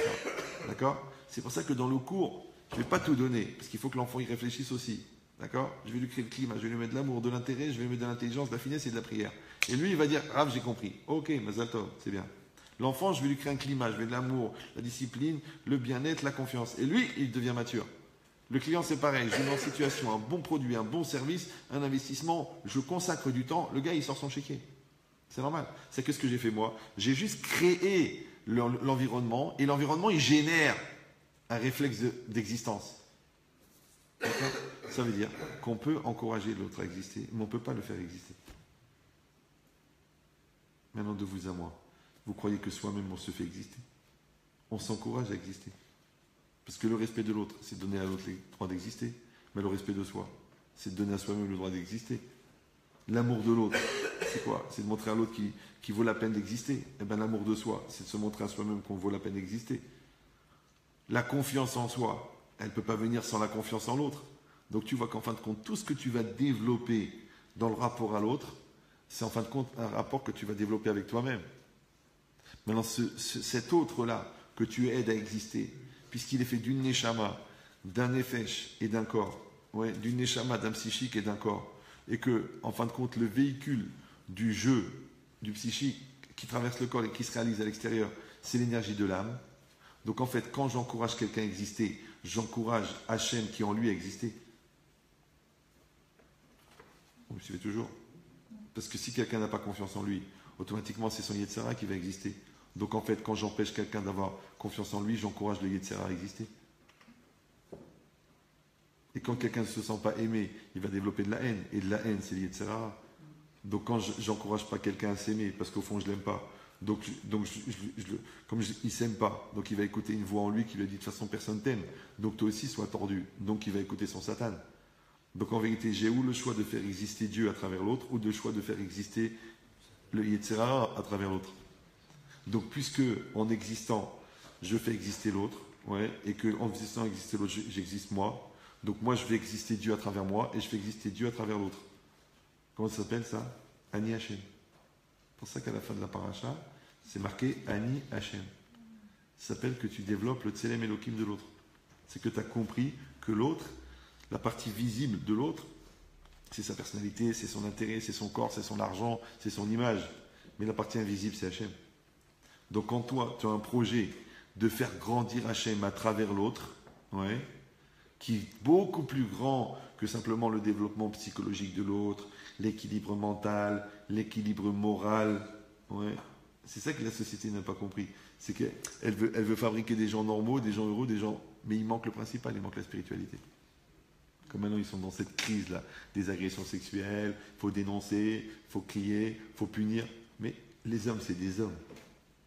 Maintenant, tu ne peux pas reprocher à un homme qui a fabriqué la femme objet d'utiliser la femme comme un objet. Tu ne peux pas demander à une femme qui s'est gargarisée de faire partie d'une société qui met en position l'objet, même l'objet du désir, de dire comment ça se fait que tu me considères comme un objet, alors que toi, tu étais d'accord de participer au projet de la femme objet. Mais si tu avais dit la mode, c'est pour tout le monde, pourquoi moi je porte une jupe fendue et toi pas? Au lieu d'appeler ça de la sensualité, tu n'avais qu'à dire ça d'abus d'image. Donc tu aurais dû revendiquer la sniout. Ouais. Tu aurais dû taper sur la table, de dire, au lieu de te battre, de dire je suis comme un homme, tu n'as qu'à dire en tant que femme, je vais te payer autant. Tu ne dois pas dire je suis aussi forte qu'un homme. C'est pas l'homme la référence, c'est toi. Donc en fait, ils ont fabriqué un système. Pourquoi? Parce qu'en fait, ils ont fait une société qui était. Ils ont voulu faire une société qui était amorale, sans morale. Parce que comme les systèmes religieux, ils ont trop abusé de la gentillesse des gens, donc ils ont dit on fait de la séparation entre l'État et la religion. Donc en 1905, ils ont dit stop, c'est terminé. Ouais, mais c'est dommage. Pourquoi? Parce que quand ils ont fait une religion amorale, ils ont fait une religion immorale. Donc si tu veux tourner un film, il va falloir faire ça. Toi, tu mets pourquoi? C'est comme tu veux, sinon tu ne tournes pas. Donc toi, tu fabriques un système et après tu t'étonnes de le subir. Par contre, si tu mets de la moralité, c'est-à-dire si tu mets de l'ambition, tu mets de la sainteté et tu mets un projet chez l'homme, donc l'autre il dira, je ne peux pas me conduire comme ça, je ne peux pas me conduire comme un chien, puisque je suis un tzaddik. Mais comme tu as enlevé la notion de tzaddik, qu'est-ce qui reste? Il reste un chien avec du pouvoir ou sans pouvoir. Or les chiens avec pouvoir, ils profitent de leur pouvoir, les chiens sans pouvoir, ils ne profitent pas de leur pouvoir. Donc qu'est-ce que tu vas faire? Tu vas dénoncer que les chiens sont des chiens? C'est complètement bizarre. Donc tu vois comment la société, elle tourne en rond. Parce qu'elle a enlevé le principal. Maintenant, nous, on a la chance, depuis 3500 ans, on fabrique des tzadikim. Nous, on a une Torah extraordinaire. Maintenant, je comprends que la psychologie, c'est important, que la science, c'est énorme, qu'on peut apporter des choses par le progrès, que la médecine, elle fait du travail incroyable. Mais nos valeurs à nous, ouais, elles ne fabriquent pas des vaccins. Elles fabriquent des gens qui n'ont pas la maladie. D'accord? nous, nos valeurs à nous, elles fabriquent des personnes, elles ne fabriquent pas des bâtiments. Nous, nos valeurs à nous, elles fabriquent des couples. Elles ne fabriquent pas des gens qui se font plaisir mutuellement en utilisant le corps de l'autre. Donc il faut réfléchir. Est-ce que tu penses que dans ta future vie, et dans la vie de tes enfants, et dans la vie de tes petits-enfants, la perpétuité du message de la Torah, elle va rester là, ou simplement que c'est culturel, que c'est assez intéressant, que finalement ça se rapproche du bouddhisme, que j'ai appris ça dans le yoga? C'est dommage. C'est dommage. Parce qu'encore une fois, tu as inoculé la partie la plus grande de la Torah. Vous savez, moi, à l'époque, j'avais pas besoin de la Torah. J'avais un cerveau bien fait, je dictais des dissertes de philo, je remettais en cause des psychologues, j'avais une perception de la réalité très très profonde. Mais pourquoi j'ai voulu la Torah? Parce que la Torah, elle te donne le lien avec le divin, que la philosophie ne fera jamais, que la science, elle ne peut pas, parce qu'elle a été créée pour lutter contre que la notion du divin, que la médecine ne te donnera pas, puisqu'elle gère le symptôme au lieu de gérer la cause. Ça ne marchera pas. Ouais. Donc nous, on a la chance d'avoir la Torah. Donc celui qui est un peu malin, ouais, étant donné que le monde, il traverse des crises, et que la réalité, elle change tous les jours, et que l'équilibre économique, l'équilibre politique, l'équilibre traloïdique, il est impossible à percevoir, d'accord? Parce que qu'on soit à la Daesh ou qu'on subisse Daesh, de toute façon, ouais, on voit bien que les événements, ils sont plus grands que nous. Donc il y a une logique, c'est que depuis 3500 ans, la Torah, elle accompagne les Bnei Israël. Et Hachem, il a promis que jusqu'à la fin des temps, il y aura de la Torah.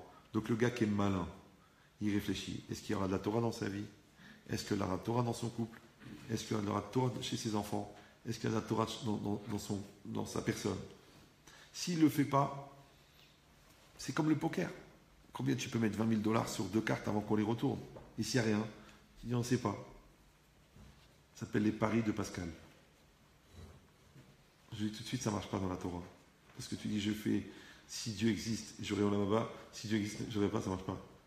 Mais non, parce qu'il faut s'engager. Engagez-vous, qui disait. Donc je vous souhaite que Baruch Hashem, que vous avez la chance d'avoir un rave qui étudie la Torah, c'est pas évident. Il y a des fois des rabbins comme ça qui eux-mêmes n'étudient jamais. D'accord? Donc de vous asseoir, d'apprendre, d'étudier, de faire des cours pour les hommes, des cours pour les femmes, d'avancer dans le texte, d'avancer dans la halakha, d'avancer dans le midrash, d'avancer dans la chassidut, d'apprendre. Parce que apprendre, en fin de compte, c'est avoir les outils pour devenir. C'est pour ça que En Amaharetz Chassid, celui qui n'a pas la connaissance, il ne peut pas évoluer, il ne peut pas grandir. Alors quand vous évoluez, vous n'en faites pas. Plus vous allez augmenter votre connaissance, plus le bon Dieu va vous envoyer des exercices. Et on a dit que les exercices les plus marquants et les plus déterminants au niveau du changement, c'est les gens que vous allez côtoyer. Donc vous allez évoluer dans votre Torah, à la maison, vous allez voir que ça va changer. Vous allez évoluer dans votre connaissance, vous allez voir que ça va augmenter au niveau de la relation avec l'enfant. Vous allez évoluer au niveau de votre recherche de sainteté, vous allez voir que vous allez avoir une lumière différente. Même les non-juifs vont vous dire, écoute, j'ai confiance en toi, tu as mis une ambiance dans la maison, le client il va dire, je veux signer avec toi parce que je sens ta droiture. Je dis, mais qu'est-ce que tu as fait? Tu n'as rien fait de plus. Tu t'es juste sanctifié. Tu t'es juste sanctifié par la mitzvah, tu as juste sanctifié tes yeux, tu as arrêté de regarder des choses bêtes, tu as sanctifié ta bouche, tu arrêtes de parler, de dire des bêtises. Mais cette sanctification, aujourd'hui, dans notre société qui est complètement nulle, parce que regardez bien, les gens ils me disent, mais comment ça se fait que la Torah, elle passe bien aujourd'hui? Je dis, parce que la société, elle est tellement nulle, ouais, que dans une grande obscurité, un peu de lumière, c'est énorme. Ouais, si vous regardez les programmes télé, vous voyez que c'est tellement débile, que quand quelqu'un il entend quelque chose d'intelligent, il dit « Waouh !» Moi je le vois sur Internet. Les gens ils sont comme des fous. Pourtant qu'est-ce qu'on dit? On dit que des choses qui sont claires, qui sont écrites partout. Il faut juste apprendre à les lire. Donc je vous souhaite que vous appreniez beaucoup, que vous étudiez beaucoup, et que vous profitiez beaucoup du Rav, et que vous évoluez dans votre Torah, et que vous faites rentrer cette Torah dans votre maison, et vous compreniez que l'autre, non seulement c'est pas l'enfer, mais en vérité c'est la clé du paradis. Parce que ce que vous allez grandir avec l'autre, c'est ce qui va vous obliger à devenir, et que finalement, l'amour de l'autre, oui, il va vous amener au véritable amour d'Hachem. Est-ce que vous avez des